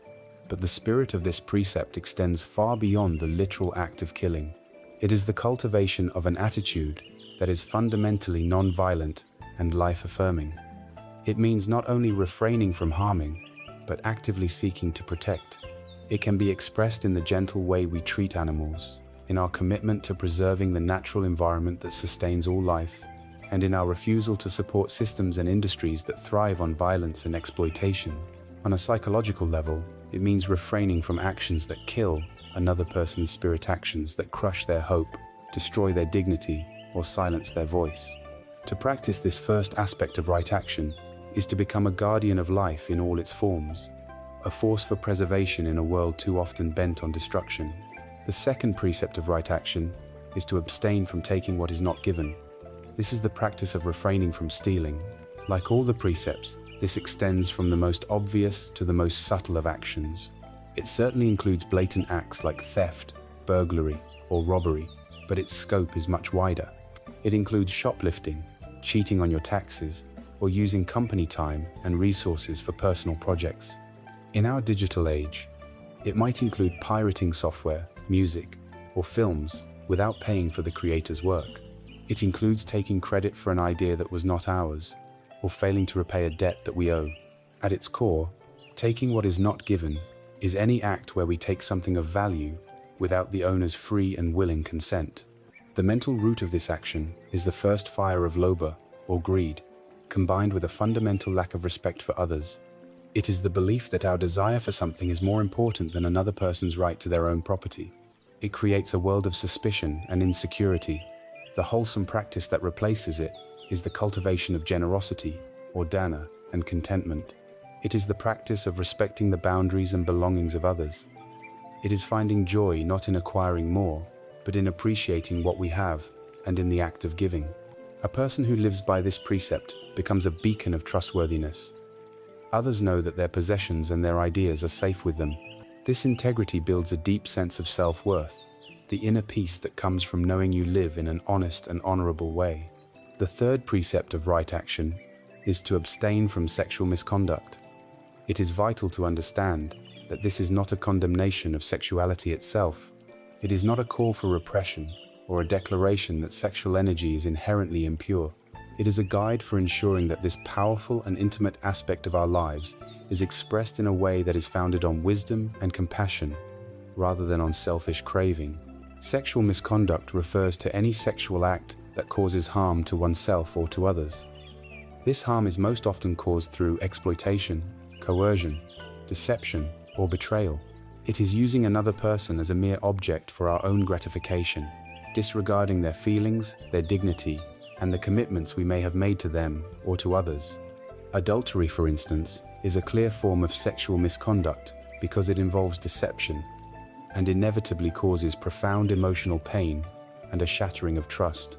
The guiding principle here is to engage in sexual expression that is characterized by mutual respect, deep care, honesty, and unambiguous consent. It is to ensure that our intimate relationships are a source of connection and joy, not a source of suffering and devastation. It is about honoring the vulnerability that intimacy requires and protecting the hearts of those we are involved with. By committing to this precept, we vow to not let our own sensual desires lead us to act in ways that are deceitful, exploitive, or emotionally violent, thus preserving the sanctity of our own hearts and the hearts of others. The transformative power of committing to right action is perhaps nowhere more powerfully illustrated than in the ancient story of Angulimala. Angulimala was a terrifying bandit who stalked the forests of ancient India. Driven by a dark vow, he had murdered 999 people, cutting off a finger from each victim to wear as a gruesome garland around his neck. His name, in fact, means finger necklace. He was the embodiment of wrong akshorna, figure of pure violence and terror. One day, the Buddha, against the advice of all, walked calmly and mindfully into the forest where Angulimala lived. Seeing him, Angulimala grabbed his sword and began to run toward him, intending for the Buddha to be his 1000th victim. But a strange thing happened. Though the Buddha was only walking at a normal pace, Angulimala, running with all his might, could not catch up to him. Exhausted and bewildered, he screamed, "Stop, monk! Stop!" The Buddha, still walking, turned and said calmly, "I have stopped, Angulimala. It is you who have not stopped." These words struck Angulimala like a bolt of lightning. He understood in that moment that the Buddha had stopped the inner cycle of violence and hatred, while he, Angulimala, was still running, trapped on the endless wheel of his own murderous rage. Overwhelmed by the Buddha's utter fearlessness and profound peace, Angulimala threw down his sword, bowed at the Buddha's feet, and asked to become a monk. He completely renounced his former life. The transformation was total. He shaved his head, put on a simple robe, and dedicated his life to peace. His past actions had consequences, and when he later went for alms in the city, he was often beaten and stoned by the angry relatives of his former victims. But he bore it all with incredible patience and forgiveness, his heart now filled with compassion. Angulimala, the mass murderer, became a saint, a living testament to the truth that no one is beyond redemption. Our past actions do not have to define our future. A conscious and committed choice to embrace right action has the power to transform the deepest patterns of violence into a profound force for healing. In practicing right action, we make our very lives a statement of integrity. We align our physical deeds with our highest wisdom and our deepest compassion. Having now addressed the purification of our speech and our bodily actions, the path of ethical conduct leads us to one final, crucial area of our embodied life. We live in a world where we must work to eat, to have shelter, to sustain our existence. How, then, do we ensure that the very means by which we support ourselves is also in harmony with our commitment to non-harming? This question brings us to the third and final pillar of Sila, the practice of right livelihood. Having brought the purifying light of awareness to our speech and our physical actions, the path of ethical conduct now extends into the very fabric of our daily survival. For most of us, a vast portion of our waking life is dedicated to our work.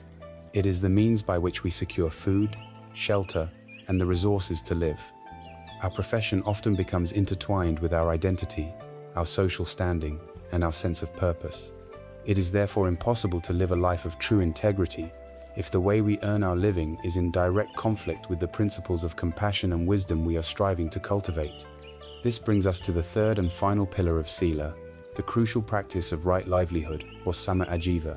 Right livelihood is the commitment to engage in work that does not cause harm, and, wherever possible, contributes to the well-being of the world. It is the ultimate integration of our spiritual practice and our economic life. The path of awakening does not ask us to retreat from the world into a cave, but to engage with it skillfully and ethically.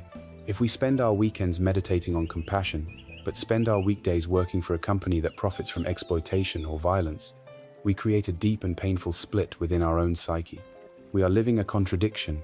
This inner conflict generates a subtle but persistent form of dukkha, a feeling of being inauthentic and spiritually misaligned.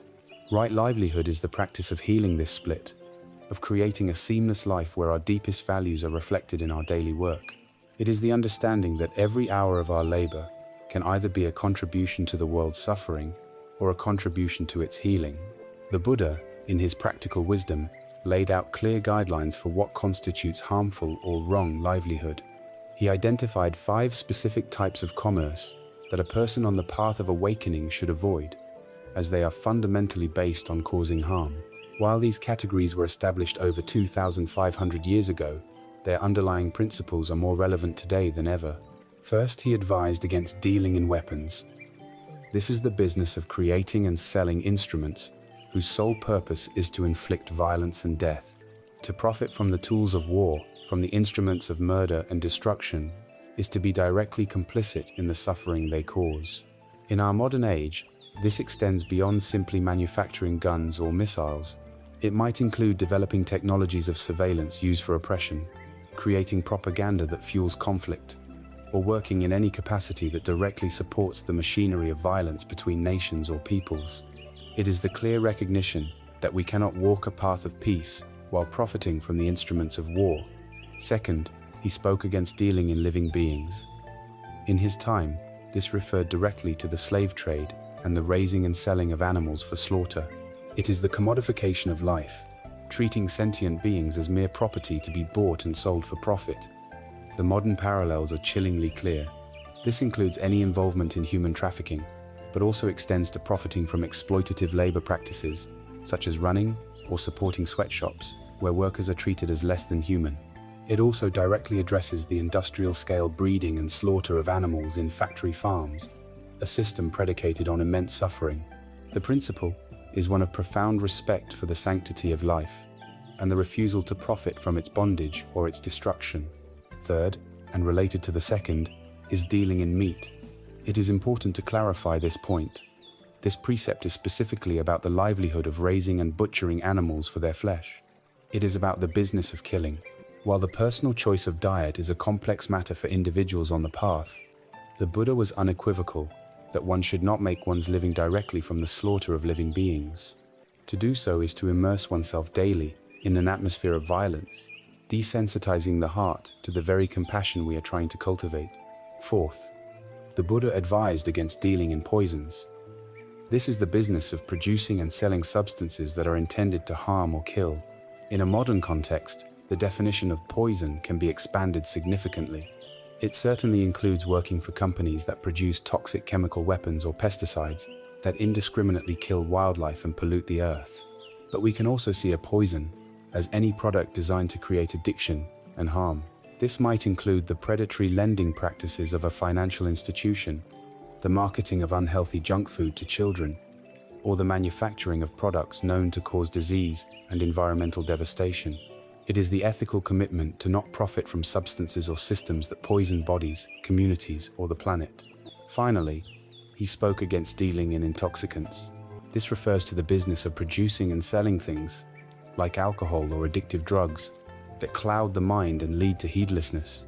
The path of awakening is a path of cultivating clarity, mindfulness, and wisdom. To make one's living by selling the very substances that destroy these qualities is a deep contradiction.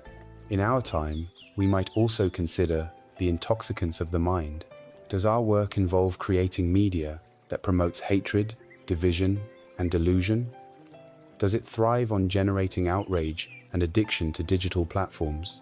Does it promote a culture of mindless consumerism that keeps people perpetually distracted and dissatisfied?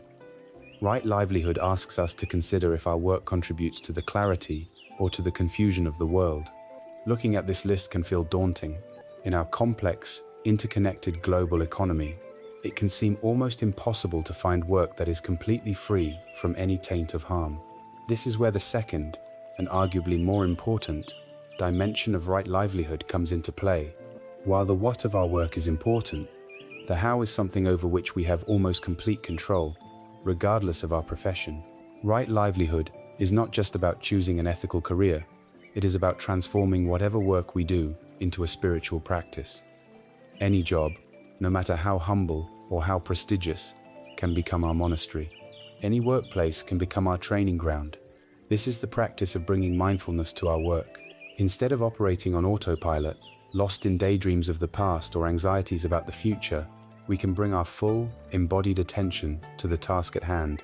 Whether we are writing a line of code, washing a dish, listening to a client, or driving a truck, we can be fully present. This practice is the ultimate antidote to workplace stress and burnout. It transforms mundane tasks into opportunities for meditation.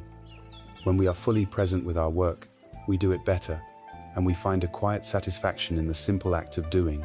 The workplace is also the perfect laboratory for cultivating patience and compassion. We will inevitably encounter difficult colleagues, demanding customers, or frustrating situations. These are not obstacles to our peace. They are opportunities to practice it.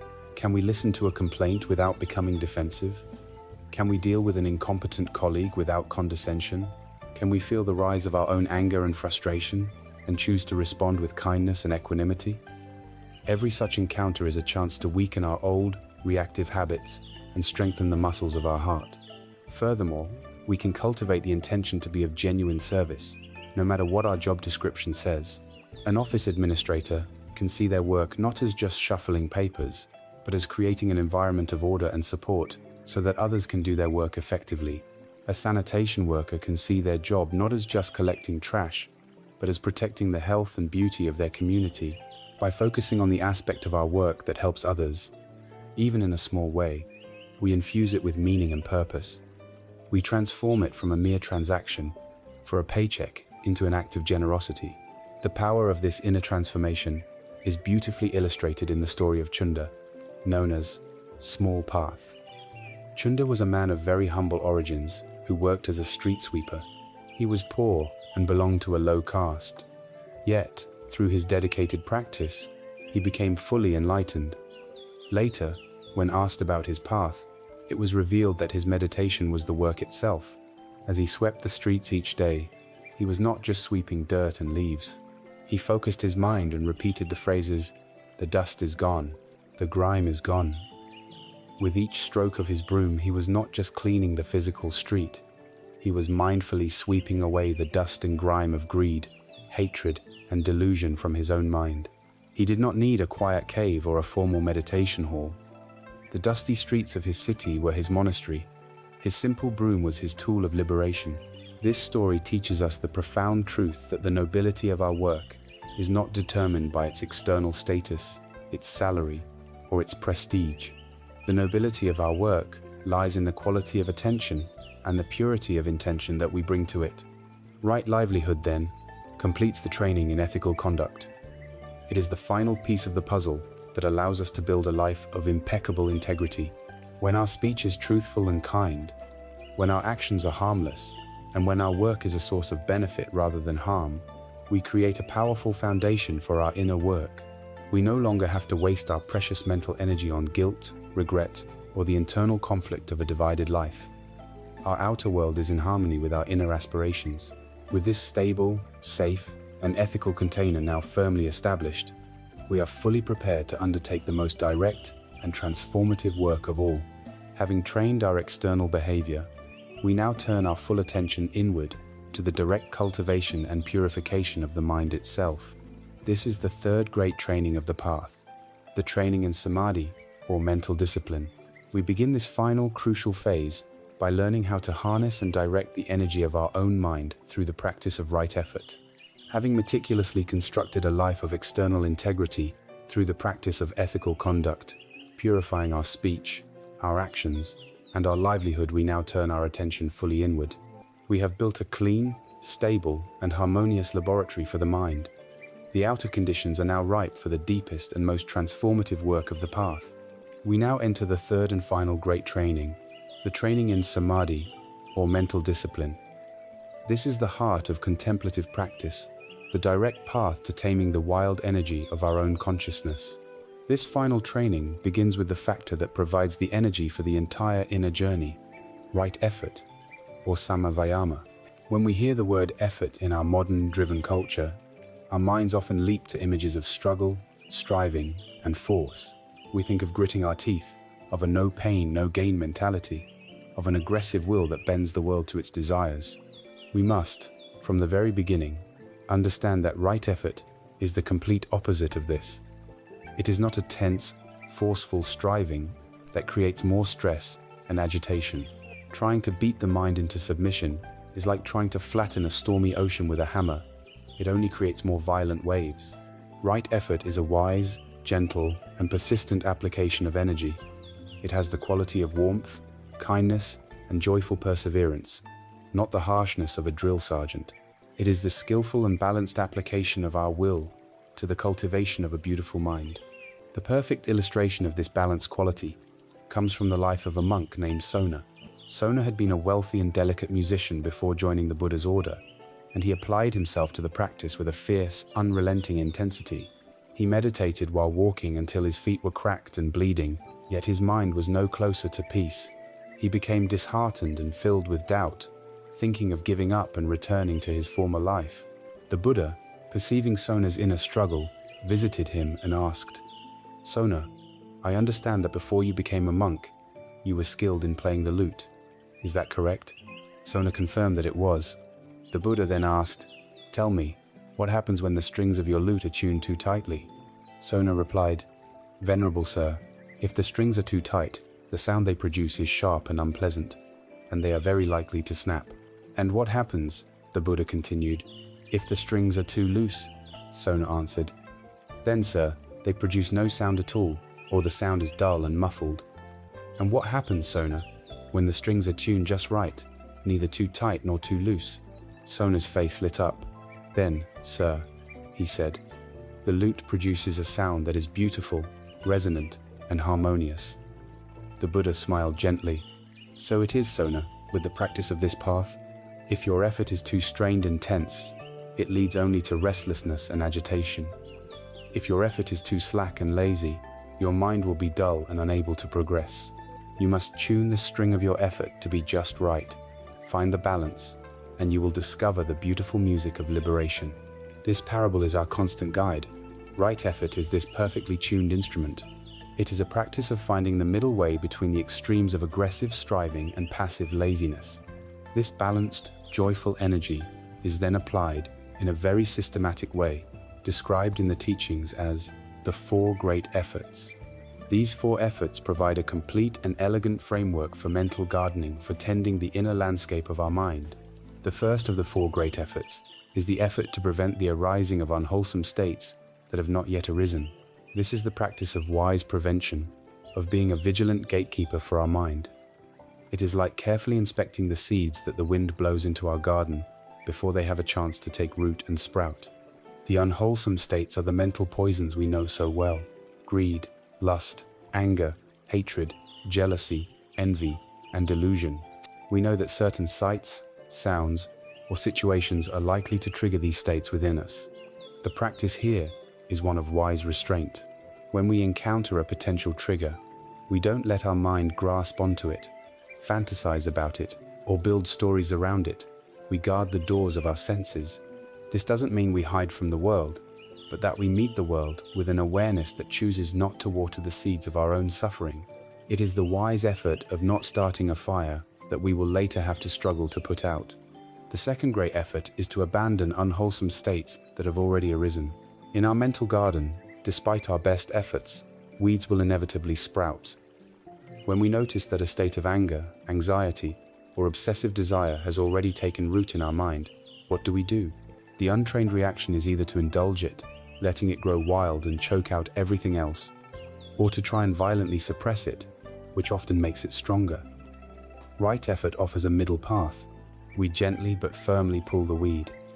We do this by applying specific antidotes. If the mind is consumed with anger, we can make the effort to introduce thoughts of loving kindness. We can reflect on the suffering of the person we are angry with, or contemplate the damage the anger is doing to our own heart.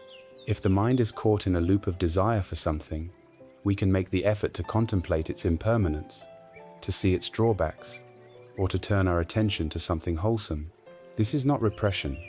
It is a skillful and compassionate act of mental hygiene, of removing the poison from our system before it spreads. The third great effort shows us that the path is not just about a grim battle with negativity. It is the joyful effort to arouse wholesome states that have not yet arisen. A garden is not defined merely by the absence of weeds. It is defined by the beauty of the flowers that are cultivated there. This is the effort of actively planting the seeds of the beautiful.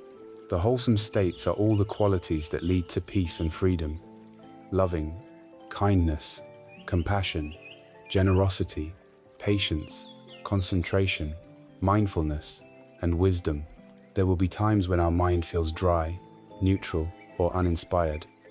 In these moments, we can consciously and deliberately make the effort to generate a wholesome state. We can take a few moments to actively wish ourselves and others well, bringing the feeling of loving kindness to life. We can reflect on our good fortune to cultivate gratitude. We can read an inspiring text or remember the example of a wise teacher. This is the proactive side of the practice, the joyful work of planting flowers in the garden of the mind. The fourth and final great effort is to maintain and perfect the wholesome states that have already arisen. When one of our beautiful flowers finally blooms, our work is not done. A wise gardener continues to care for the flourishing plant, giving it water, sunlight, and protection so that it can grow strong and produce more blossoms. In the same way, when a moment of genuine peace, clarity, or compassion arises in our practice, we must make the effort to nurture it. We stay with the feeling, we savor it. We give it our full attention, allowing it to permeate our being. We investigate it, asking, what were the conditions that allowed this to arise? By doing so, we learn how to cultivate it again. This effort ensures that wholesome states are not just fleeting, accidental visitors, but gradually become stable, enduring features of our consciousness. We are not just planting a single flower, we are cultivating a resilient and beautiful garden that can weather any storm. These four great efforts, taken together, provide a complete and dynamic path for mental transformation. It is the balanced and joyful art of taking responsibility for the quality of our own mind. It is the energy that moves us along the path, the persistent and kind-hearted commitment to cultivating a mind that is clear, compassionate, and free. This skillful effort, this gentle and persistent energy, provides the power for our inner work. But energy without direction is chaotic. We need a way to focus this effort, to know precisely where to apply it. We need to be able to see the state of our garden clearly to know which weeds have sprouted, which flowers are blooming, and which seeds are blowing in on the wind. The energy of right effort must be guided by the unwavering light of present moment awareness. This brings us to the very heart of the practice of meditation, the next and most celebrated factor of the path, right mindfulness. Having tuned the instrument of our will with the balanced energy of right effort, we are now poised for the practice that lies at the very heart of the Buddha's path of awakening. We have the gentle, persistent energy required for the inner journey, but that energy needs a guiding light. It needs a clear, unwavering focus to illuminate the landscape of our own mind so we can work skillfully within it. This guiding light, this core technology of the path, is the seventh factor, right mindfulness, or samasati. In recent years, the word mindfulness has become a cultural phenomenon, often presented as a simple technique for relaxation or stress reduction. While it certainly can lead to these benefits, its true purpose and depth are far more profound. Right mindfulness is not just about chilling out. It is a rigorous and transformative training of the attention. The Pali word, sati, carries the connotation of to remember or to recollect. What are we remembering? We are remembering to be present. We are remembering to come back, again and again, from our mental wanderings in the past and future, to the raw, unfiltered reality of this very moment. It is the energy of being awake and aware of what is happening, both inside us and outside us, as it is happening. The most crucial quality of right mindfulness is that it is non-judgmental. It is a bare, receptive attention. Imagine your awareness is like a flawless mirror. A mirror does not judge what it reflects. If a beautiful face appears before it, the mirror does not cling and say, "Stay." If a frightening image appears, the mirror does not recoil and say, "Go away." It simply reflects, perfectly and accurately, without preference, without distortion. Mindfulness is this mirror-like quality of the mind. It observes our thoughts, our feelings, and our bodily sensations without getting entangled in them, without labeling them as good or bad, and without trying to change them. It is a radical act of allowing the present moment to be exactly as it is and simply watching. In this clear, non-judgmental seeing, liberation is born. To train this faculty, the Buddha laid out a systematic and comprehensive framework known as the 4 foundations of mindfulness. This is the training ground, the gymnasium, where we develop the muscle of present moment awareness. The first foundation, and the most common starting point, is mindfulness of the body, or kayanupassana. Our body is always here, always in the present moment. It is the perfect anchor to keep us from being swept away by the currents of thought. We begin by bringing our awareness to the simple, rhythmic sensation of the breath. We feel the air entering the nostrils, filling the lungs, the gentle rise and fall of the abdomen. The breath is our faithful friend, always available as a home base to return to. From the breath, we can expand our awareness to include the entire landscape of the body.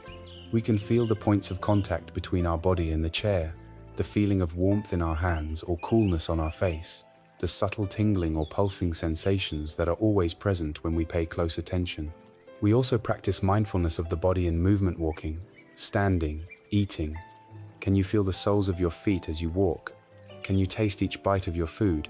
By grounding our awareness in the tangible reality of the body, we pull our mind out of the abstract world of worry and speculation and into the living, breathing reality of the now. The second foundation is mindfulness of feelings, or Vedananupassana. This is a more subtle practice.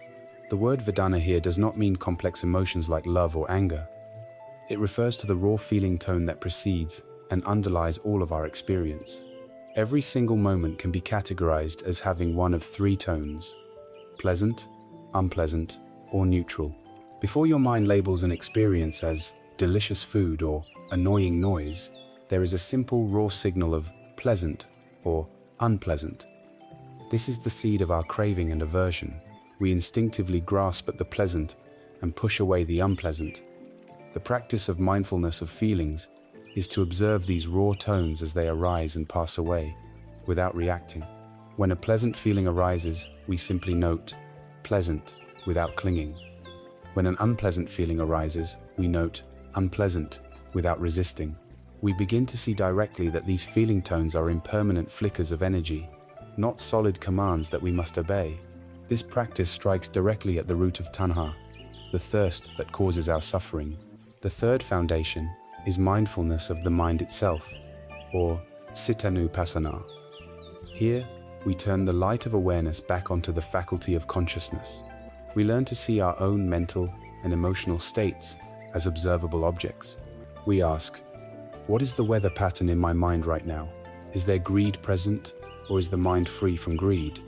Is there anger present, or is the mind free from anger? Is the mind scattered or concentrated? Is it dull and sleepy, or bright and alert? The practice is to notice these states without identifying with them. Instead of saying, I am angry, which solidifies the anger as our identity, we learn to observe, the mental state of anger is present. This shift in perspective is monumental. We are no longer the storm. We are the calm, spacious sky, watching the storm of emotion pass through. This directly undermines the illusion of a solid, unchanging self, the illusion of anatta. The fourth and most comprehensive foundation is mindfulness of mind objects, or dhammanupassana. This is where we bring right view directly into our moment-to-moment awareness. We begin to look at our experience through the clarifying lens of the Buddha's core teachings. When we feel stuck or unmotivated, we might recognize, this is the hindrance of sloth and torpor. When we feel agitated and worried, we might note, this is the hindrance of restlessness. Conversely, when a feeling of inner peace arises, we can recognize, This is the factor of enlightenment, called tranquility. We learn to see our experience not as a random personal drama, but as the predictable play of universal principles.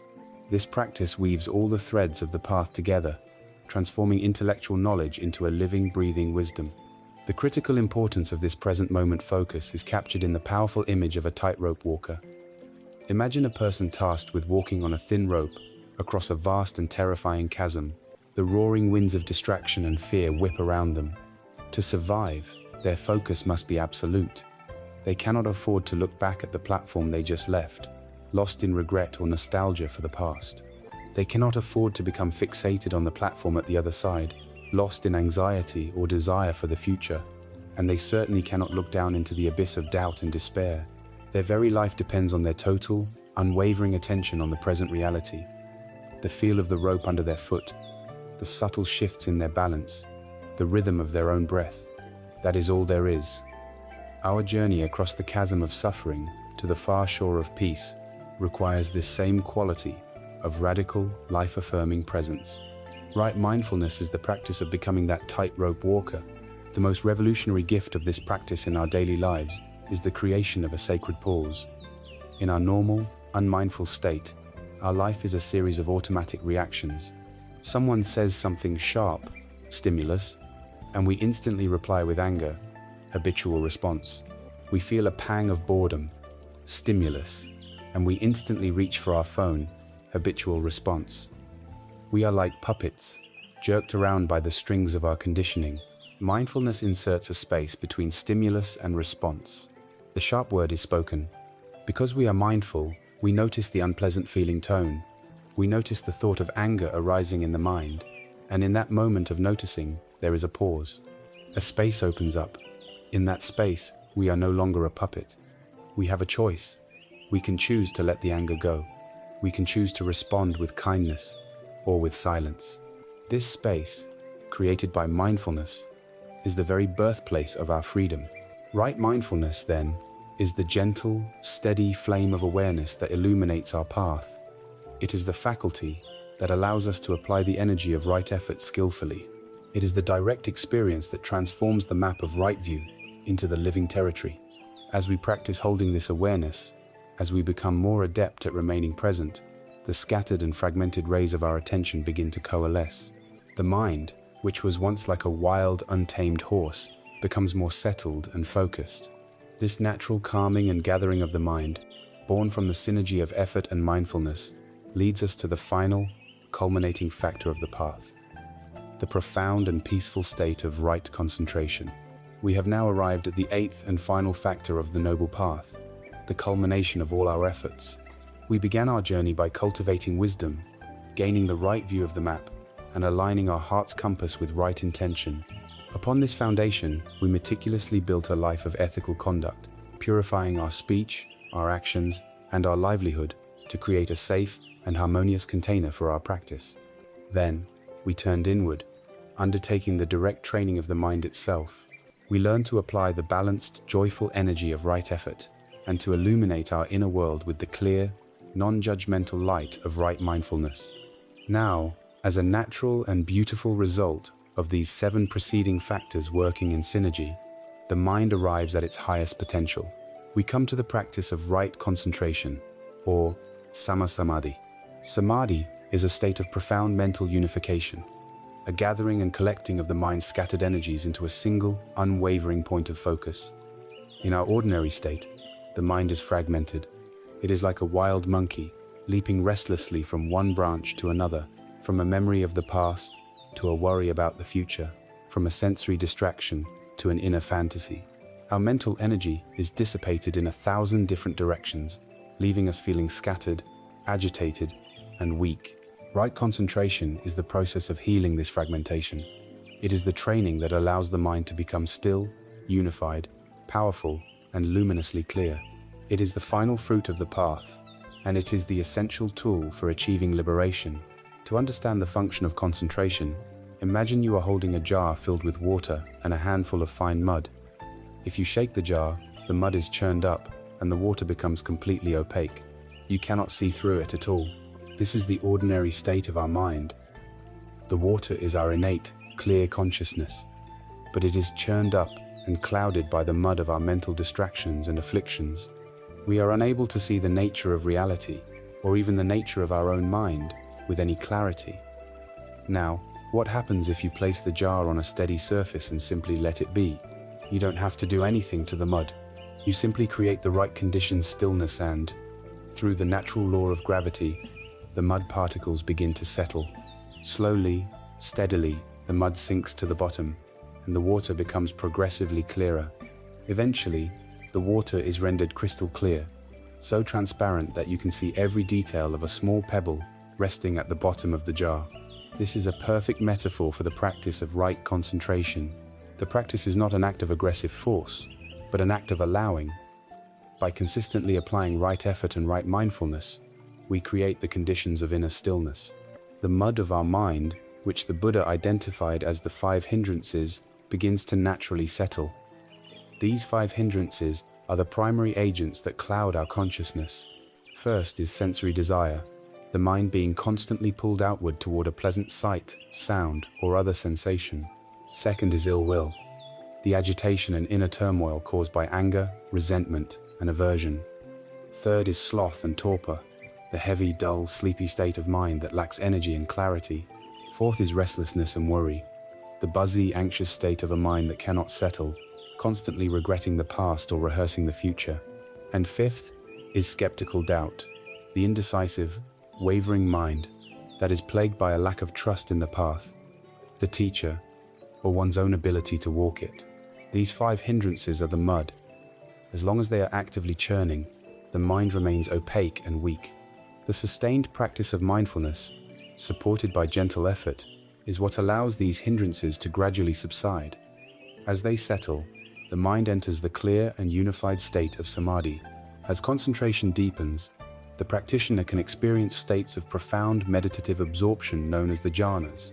These states are not the goal of the path itself, but they are its remarkable and powerful fruits. They represent levels of mental unification and bliss that are far beyond ordinary experience.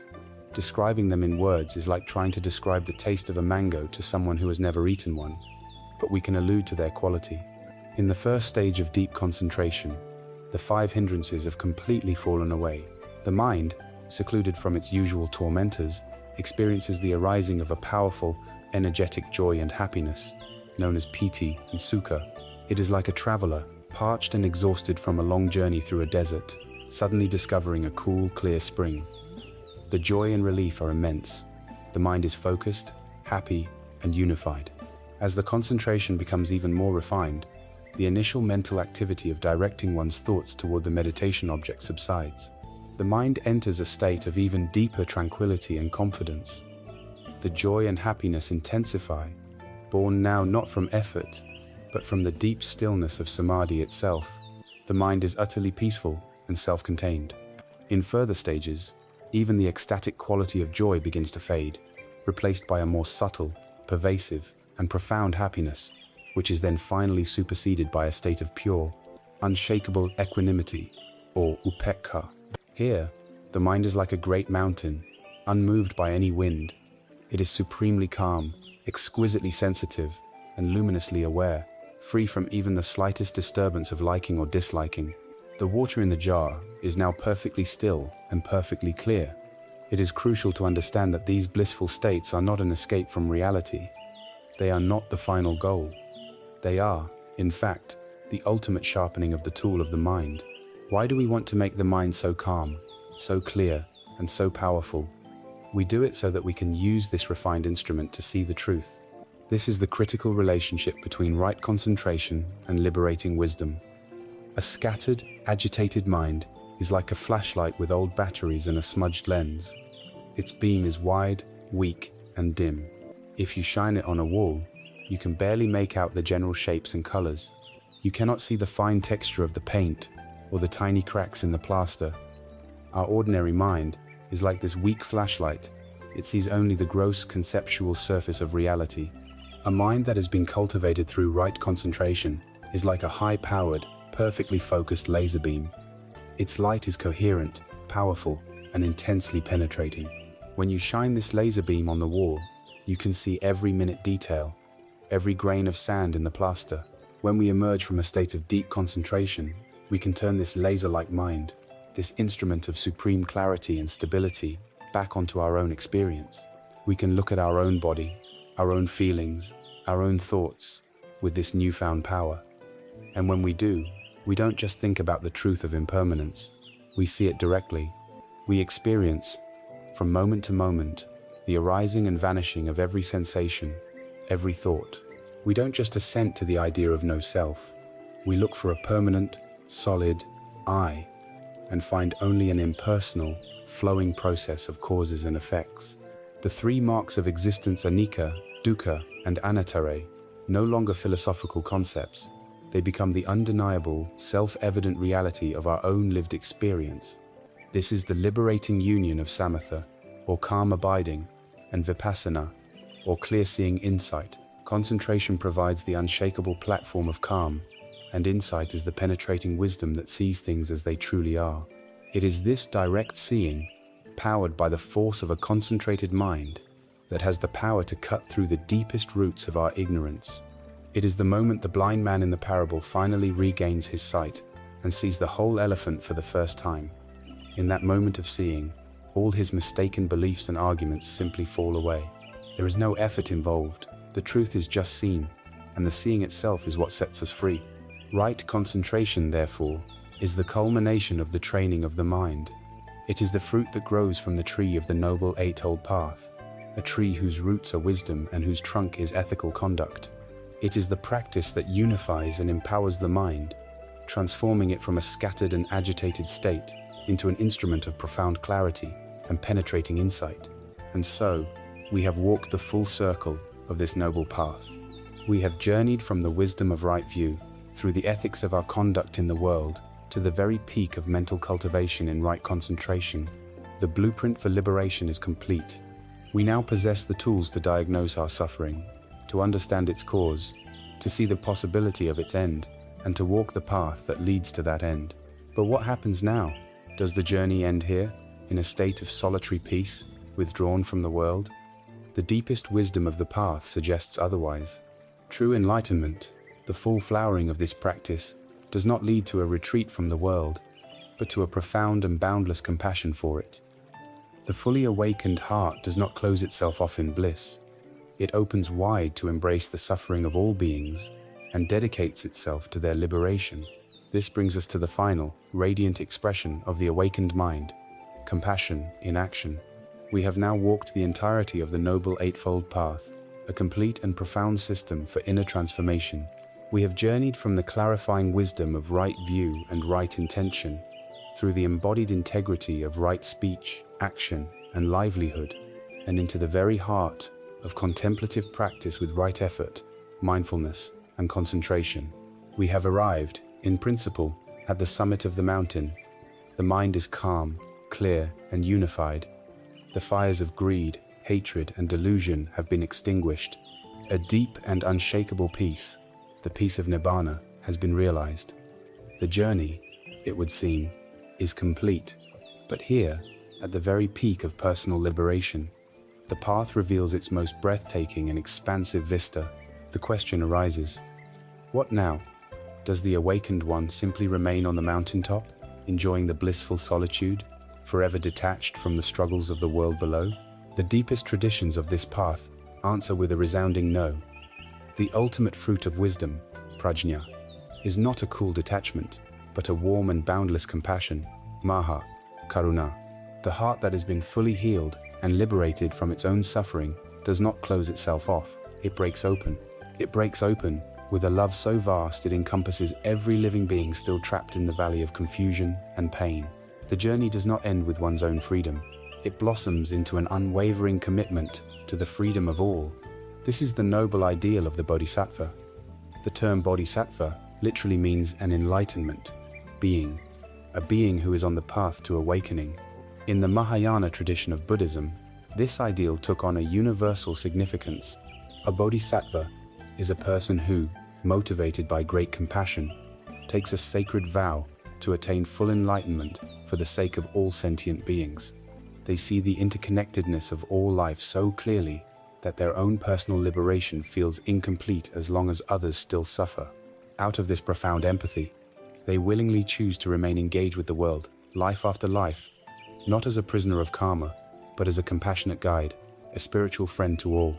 They are the captain who vows not to leave the sinking ship until every last passenger has been brought safely to shore. They are the shepherd who will not rest in the comfort of the fold until every last lost sheep has been found and brought home. The Bodhisattva sees no fundamental separation between self and other, and so the happiness of others becomes their own happiness, and the suffering of others becomes their own work. This transformation from self-focused liberation to other-centered compassion is powerfully illustrated in the ancient story of a woman named Kisa Gautami. Kisa Gautami had one beloved son who was the absolute center of her world. One day, the child fell ill and died. Kisa Gautami was shattered by a grief so absolute that it drove her to madness.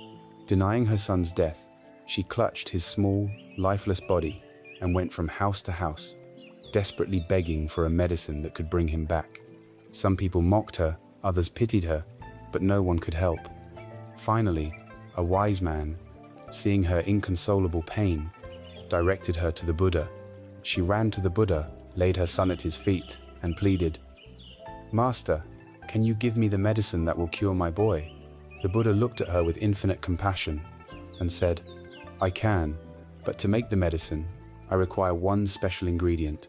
I need you to bring me a single mustard seed from a house in the village where no one has ever lost a child, a spouse, a parent, or a friend." Kisa Gautami's heart soared with hope. A mustard seed was such a simple thing. She immediately set off on her quest. At the first house, she asked, "Can you spare me a mustard seed?" "Of course," the woman at the door said. "But as you are taking it, may I ask, has anyone in this house ever died?" The woman's face fell. "Oh, yes," she said sadly. "I lost my beloved husband just last year." Kisa Gautami, unable to take the seed, went to the next house, and the next, and the next. The story was the same at every door.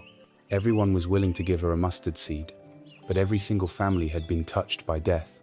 One had lost a daughter, another a father, another a sister. As the day wore on, her frantic, personal grief began to change. She was no longer just feeling her own pain. She was feeling the pain of an entire village. She realized that her devastating loss was not a unique curse that had befallen only her. It was the universal, shared condition of all human beings. Her heart, which had been clenched tight around her own sorrow, began to break open for everyone. Her personal tragedy dissolved into a vast, boundless compassion for all who must endure the pain of impermanence and loss. She returned to the Buddha not with a mustard seed, but with an awakened heart, ready to walk the path not just for herself, but for all who suffer. This is the birth of the Bodhisattva spirit. This spirit of boundless compassion is not something reserved for legendary saints. It is a quality that can be actively cultivated by each of us, right here and now. The primary method for this is the practice of metta bhavana, or the development of loving kindness. Metta is an unconditional, non-possessive goodwill, a simple, heartfelt wish for well-being. The practice is a systematic radiation of this goodwill, stage by stage. We begin, paradoxically, with ourselves. We cannot offer water to others from an empty well. We must first learn to treat ourselves with the compassion and acceptance we so readily offer to others. We sit quietly and extend the wish of metta inward. May I be well, may I be happy, may I be peaceful, may I be free from suffering. We learn to hold our own imperfections with a kind and forgiving heart. Once we have established a baseline of self-compassion, we expand the circle of metta to include a loved one, a dear friend or family member. We bring them to mind and radiate the same wishes toward them. May you be well, may you be happy, may you be peaceful. This is usually easy and joyful. Next, we stretch our heart further, extending metta to a neutral person, someone we see often but have no strong feelings about, like a local shopkeeper or a person we pass on our commute. We recognize their shared humanity and extend the same wishes for their well-being. Then comes the most challenging and transformative stage. We bring to mind a difficult person, someone we dislike, who has hurt us, or with whom we are in conflict, and we make the heroic effort to radiate the same wishes of metta toward them. May you be well, May you be happy. May you be peaceful. May you be free from your own suffering. This is not an act of condoning their harmful behavior. It is a radical act of liberating our own heart from the poison of hatred. We recognize that their harmful actions come from their own suffering and confusion, and we wish for them to be free from that root cause. Finally, having broken down the barriers between self, friend, neutral person, and enemy, we radiate this feeling of loving kindness outward in all directions, to all beings everywhere, in all realms of existence, without any exception or discrimination. We do not have to wait until we are enlightened to walk the Bodhisattva path. Every small act of kindness, every moment of genuine empathy, is an expression of this compassionate ideal.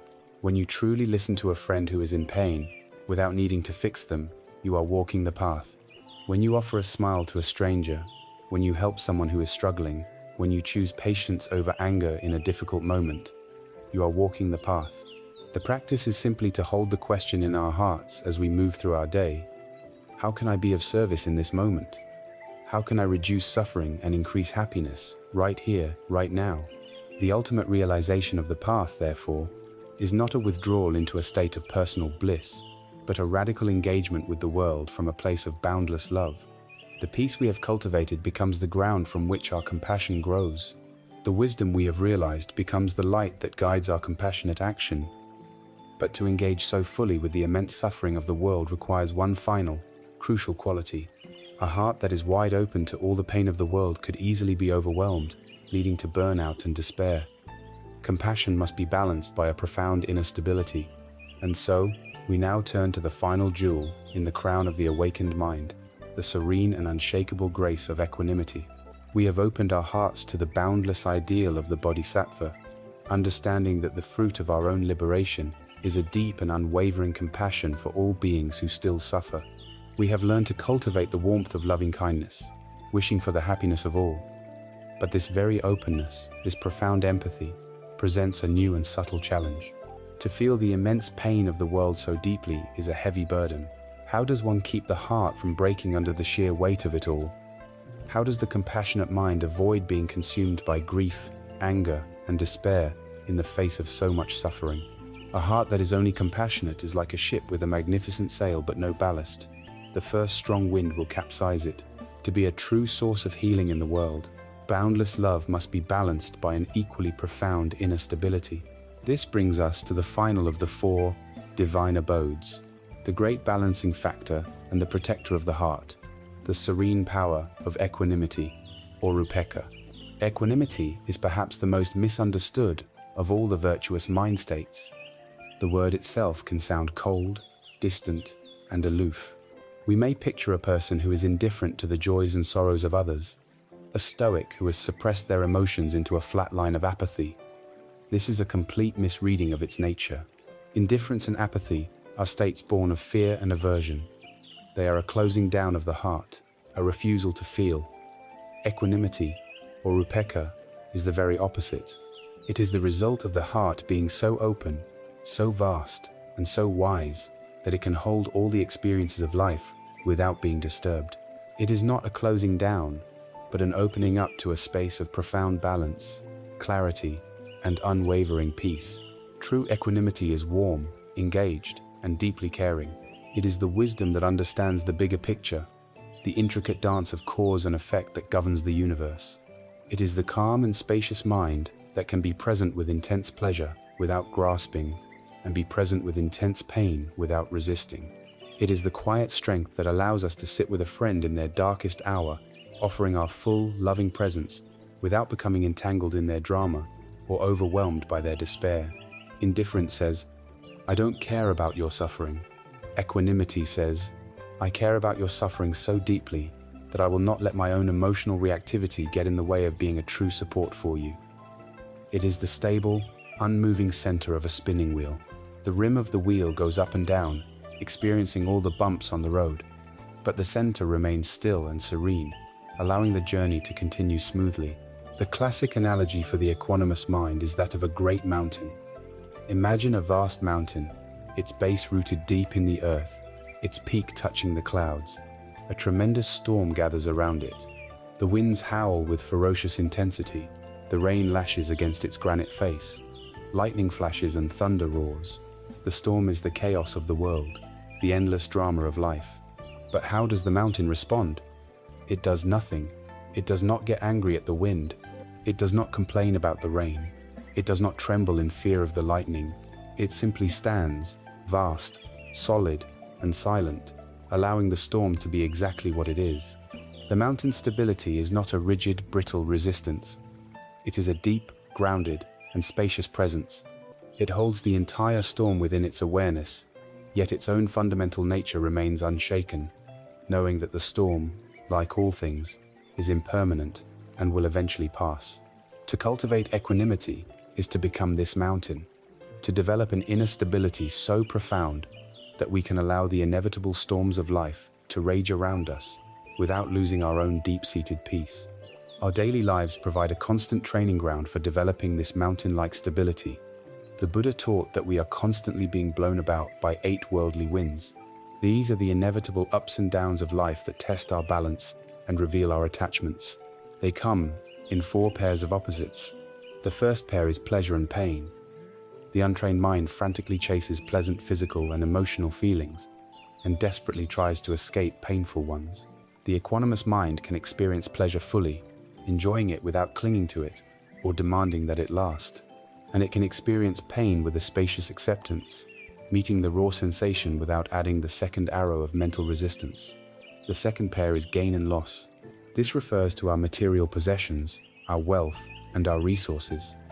The untrained mind swells with pride and arrogance when it experiences a gain, and falls into despair and anxiety when it experiences a loss.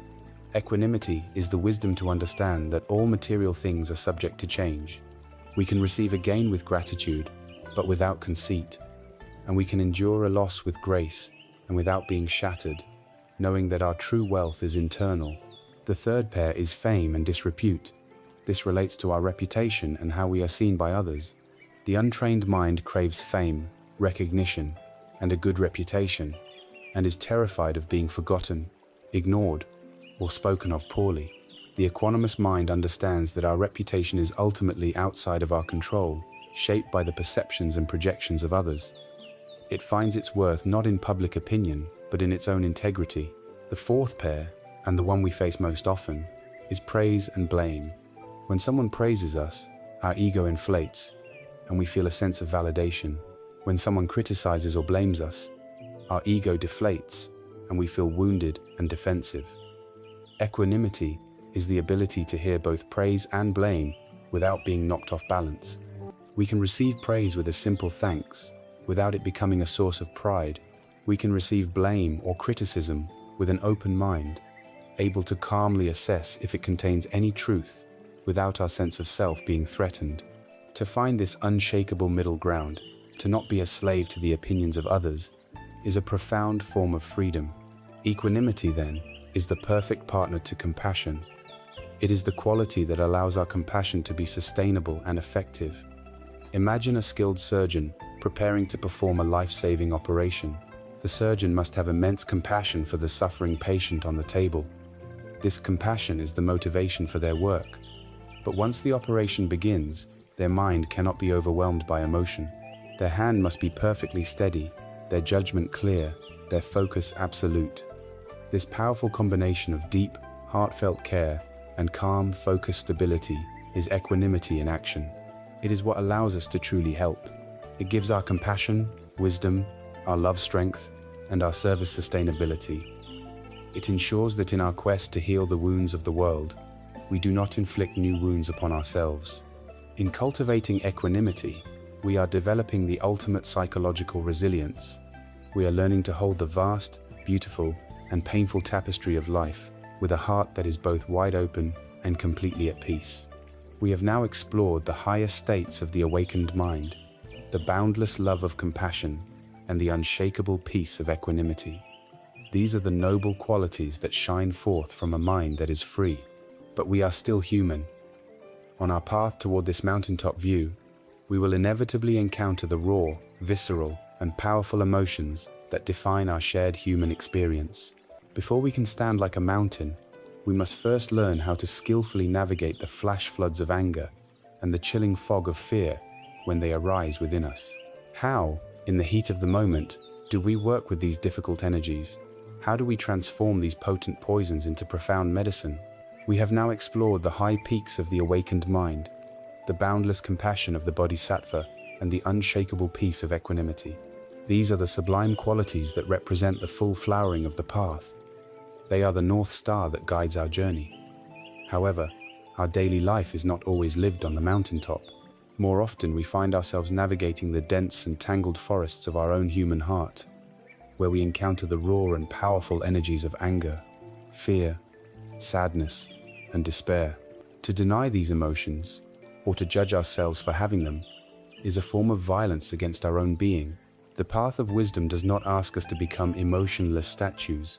It invites us into a radical and transformative alchemy, the art of turning the lead of our most difficult emotions into the pure gold of wisdom and compassion. The conventional approach to negative emotions is one of conflict. We treat them as enemies to be defeated. We try to suppress anger, distract ourselves from anxiety, or reason our way out of sadness. This is an exhausting and futile inner war. The Buddhist approach is one of radical acceptance and gentle inquiry. It teaches us that our emotions, even the most painful ones, are not mistakes. They are intelligent, albeit sometimes misguided, energies that contain valuable information. They are messengers from the deep, and our task is not to shoot the messenger, but to listen to its message. The practice is not about getting rid of our emotions, but about fundamentally changing our relationship to them. The general technique for this inner alchemy is rooted in the mindfulness we have already cultivated. It unfolds in 3 key stages. The first stage is to recognize and acknowledge. When a powerful emotion arises, our first task is simply to notice it without judgment. Ah, anger is here. This is what fear feels like. Sadness is present in me. This simple act of recognition is incredibly powerful. It cuts through the momentum of unconscious reactivity. Instead of being completely swept away by the emotion, you have already created a sliver of space. You are no longer the anger, you are the awareness that is seeing the anger. The second stage is to allow and accept. This is perhaps the most counterintuitive step. Our instinct is to push the painful feeling away. Instead, we make a conscious choice to create a space for it in our awareness. We let it be there.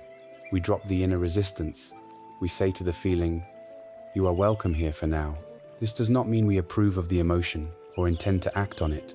It means we stop fighting with our own present moment reality. When you stop struggling against a wave, you find you can float. When you stop resisting a difficult emotion, you take away its fuel. The fire cannot burn without your resistance to feed it. The third stage is to investigate with kindness.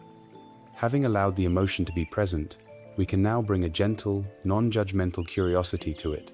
This is not a cold, intellectual analysis. It is a compassionate exploration. We ask ourselves, what does this actually feel like as a physical sensation in my body? Where do I feel the anger? Is it a heat in my chest, a tightness in my jaw? What does the fear feel like? Is it a hollowness in my stomach, a restriction in my breath? By shifting our attention from the story in our head to the raw sensations in our body, we further disidentify from the emotion. We are simply observing an impersonal, changing pattern of energy. From this spacious place, we can then look more deeply at the message the emotion is carrying. Let us apply this method to the most fiery of our emotions, anger. Anger is a hot, expansive, and often self-righteous energy. It arises when we feel a boundary has been violated, a desire has been blocked, or our sense of self has been threatened. The Zen master Thich Nhat Hanh offers a beautiful analogy for working with anger. He teaches us to treat our anger like a crying baby. When a baby cries, a good parent does not ignore it. They do not yell at it to be quiet, and they certainly don't hit it. A good parent gently picks the baby up, holds it tenderly, and tries to understand what it needs. Is it hungry? Is it wet? Is it scared? Our anger is our own crying baby. When it arises, our first job is to mindfully pick it up. We turn our full attention inward and acknowledge its presence. I recognize you, my anger. I know you are here. The second step is to hold it tenderly. We embrace the raw physical sensations of the anger with our awareness. We breathe into the tightness in our chest. We feel the heat in our face. We are holding our own suffering with the warmth of self-compassion, not judging ourselves for feeling this way. The third step is to listen deeply. What is this anger, baby, trying to tell us? What unmet need is at its root? Perhaps the anger is telling you that a personal boundary needs to be set. Perhaps it is revealing a deep-seated desire to be seen, heard, and respected. Perhaps it is simply the cry of a part of you that feels hurt and powerless. By listening with compassion, we begin to understand the source of the cry. And finally, we soothe the baby. The very act of holding our anger in this kind, spacious, non-judgmental awareness is what soothes it. We are not feeding it with angry thoughts, nor are we trying to force it away. We are simply being present with it. And like a baby that is held with love, the energy of the anger naturally begins to calm down. Through this practice, anger is transformed from a destructive enemy into an intelligent guide that points us toward what needs healing in our own lives. Now let us turn to fear and anxiety.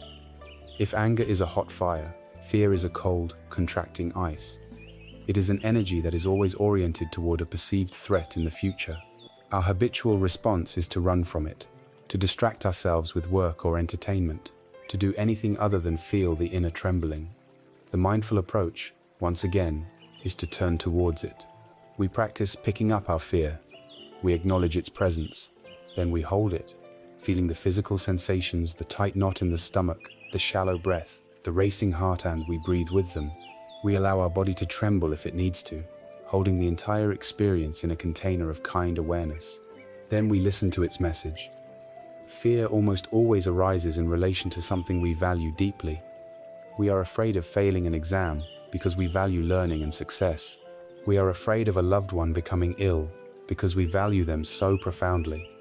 We are afraid of public speaking because we value being seen as competent and we don't want to be rejected.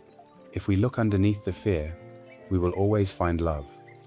We can then intentionally shift our focus from the object of fear to the object of love. We can connect with our deep desire to contribute, our deep love for our family, our deep wish to connect with others. Connecting with this positive, expansive energy of love gives us the courage to face the thing we fear. Fear is no longer a sign of weakness. It becomes a compass pointing directly to what is most sacred in our hearts. And what of sadness and grief? These emotions can feel heavy, watery, and bottomless. Our culture often treats sadness as a problem to be solved quickly. We are told to cheer up, to look on the bright side, or to take a pill to make it go away. We fear that if we truly allow ourselves to feel our grief, we will be consumed by it. The mindful approach is to trust that we are vaster than any sadness. We learn to create a safe space for the river of sorrow to flow. We feel the heaviness in our heart, the tears welling in our eyes, and we allow them to be there without resistance. We give ourselves permission to grieve, to mourn the losses that are an inevitable part of a human life. We discover that sadness, when met with this kind of spacious acceptance, is not a bottomless pit. It is a process that moves, that changes, that cleanses. By allowing the river to flow, we find that it eventually leads to a place of greater softness, of deeper connection to life, and of a more profound and tender empathy for all who must navigate the waters of loss. In this alchemical practice, we become our own best friend, our own compassionate healer. We learn that freedom is not found in a life devoid of difficult emotions, but in our ability to meet every emotion with wisdom and an open heart. We stop fighting the inner war and instead become a peaceful sanctuary for our own experience. This skillful moment-to-moment engagement with our inner world is not a project we complete once and for all. It is not a problem to be fixed, but a relationship to be cultivated for a lifetime. The practice of transforming poison into medicine is the practice of life itself, and this reveals a final, crucial insight. The path is not merely a means to an end. The path itself, the very act of walking it with awareness and kindness, becomes the destination. We have now come to the end of our long and detailed exploration of the path. We have journeyed from the initial recognition of our deep, underlying dissatisfaction through a thorough investigation of its causes in craving and ignorance, and across the luminous landscape of the Eightfold Path itself. We have been given the map of right view, the compass of right intention, the vehicle of ethical conduct, and the engine of mental discipline.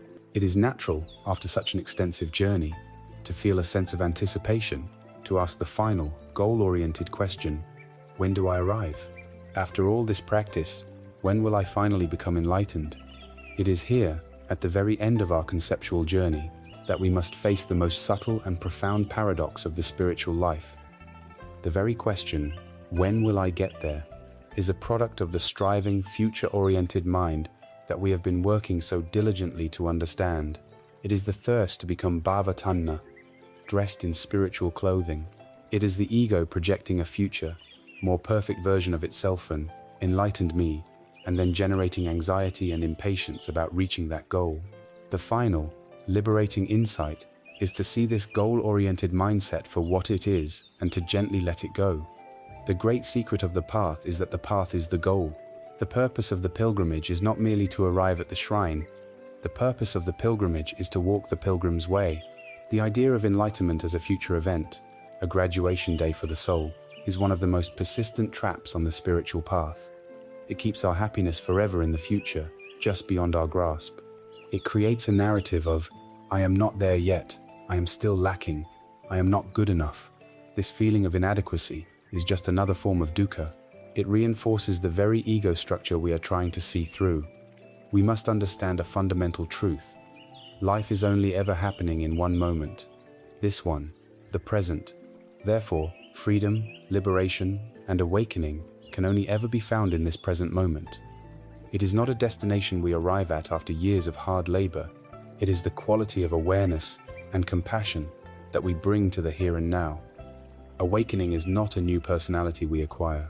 It is the simple, radical act of being fully present and open to the reality of our experience, just as it is, without resistance. It is meeting this moment, this breath, this sensation, this person, with the accumulated wisdom and kindness of our practice. Imagine a person undertaking a long pilgrimage to a sacred mountain. The first pilgrim is obsessed with the destination. Their mind is fixed on the peak.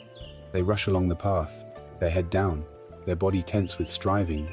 They do not notice the vibrant wildflowers growing by the trailside.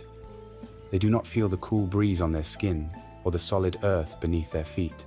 They do not pause to listen to the song of the birds or to share a kind word with a fellow pilgrim. Their entire journey is an exercise in anxious impatience. They may eventually reach the summit, exhausted and depleted, only to find that it is just a pile of rocks, and the feeling of achievement is fleeting. They have reached the destination, but they have completely missed the pilgrimage.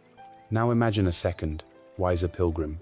They too have the goal of reaching the mountain peak, but they understand that the true practice is the walking itself. With every step they feel the texture of the ground. With every breath, they take in the crisp mountain air. They pause to marvel at the intricate beauty of a flower. They rest by a stream and listen to the music of the water.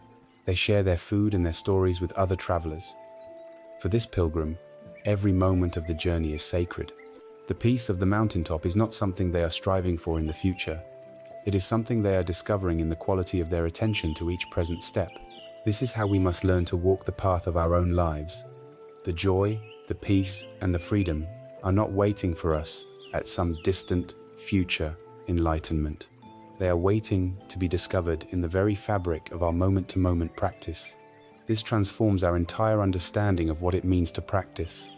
It is no longer a grim, arduous task we must endure to get a future reward. Practice becomes an act of love for the present moment. And this practice is built not on grand heroic gestures, but on the foundation of small, consistent, daily choices.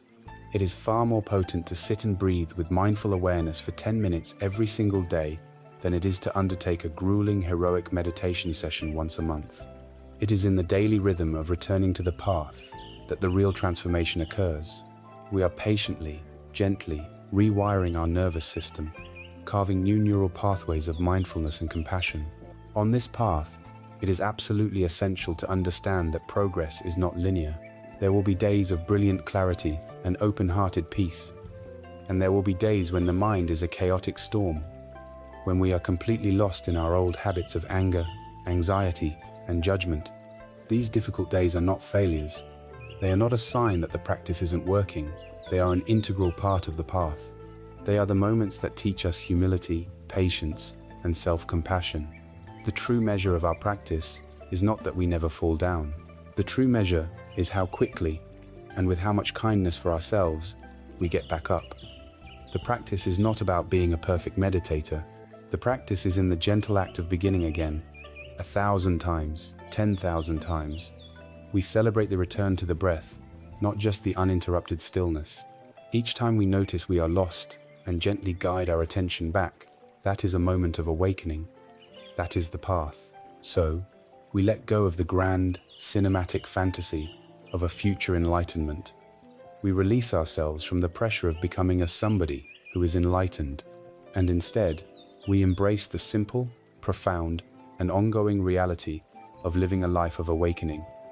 The goal is not to transcend our humanity, but to fully inhabit it.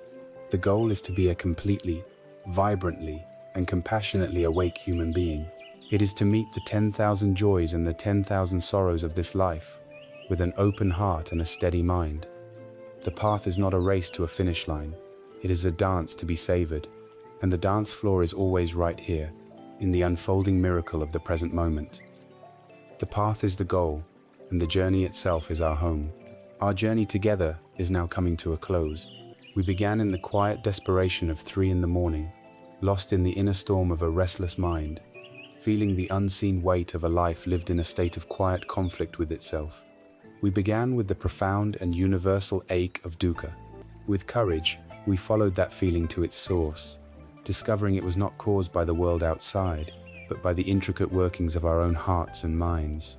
We saw that our suffering was woven from the threads of tanha, the ceaseless thirst for things to be other than they are, a thirst born from the deep-seated ignorance of avijja, which causes us to cling to a fleeting self and an ever-changing world. But in that darkness, we discovered a flicker of light. We learned the most hopeful of all truths, the truth of Nirodha, that an end to suffering is not only possible, but is our inherent birthright.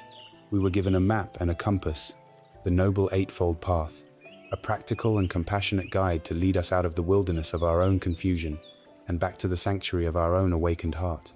We learned to cultivate wisdom, to live with integrity, and to train the mind not through force, but through a gentle and persistent kindness. We learned that the path is not a race to a distant finish line, but the sacred practice of showing up for our own life, moment by moment. And so we arrive here, back in the quiet of our own room, in the stillness of the night. The world outside has not changed. The challenges of life, the first arrows of pain, loss, and disappointment will still arrive. But something fundamental within us has been transformed. We have learned that peace is not the absence of storms, but the discovery of the unshakable mountain within us that can stand with quiet dignity in the midst of any storm. We have learned that the brilliant light we were searching for was never in a distant star or a future achievement.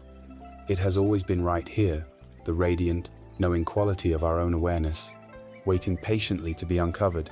We can now see suffering not as a punishment or a mistake, but as a teacher, a sacred bell of mindfulness. Each pang of anxiety, each flash of anger, each wave of grief is a call to come home. It is an invitation to pause, to breathe, and to look deeply with compassion at our own experience. You do not need to become someone else. You do not need to acquire anything new. The tools for your own liberation are now in your hands. The capacity for peace, for clarity, and for boundless love is your very nature. Trust in the small beginnings. Trust in the power of one conscious breath. Trust in the simple act of meeting your own heart with kindness. The journey of 1,000 miles begins with a single step, and that step is always taken right here. So now, as you lay your head down to rest, you can do so not as a warrior bracing for the battle of another day, but as a wise traveler returning home. Let go of the struggle. Put down the heavy burdens you have been carrying for so long. Rest. Rest in the vast, silent, and luminous space of your own being, and sleep well, in the gentle glow of the light that you have found within.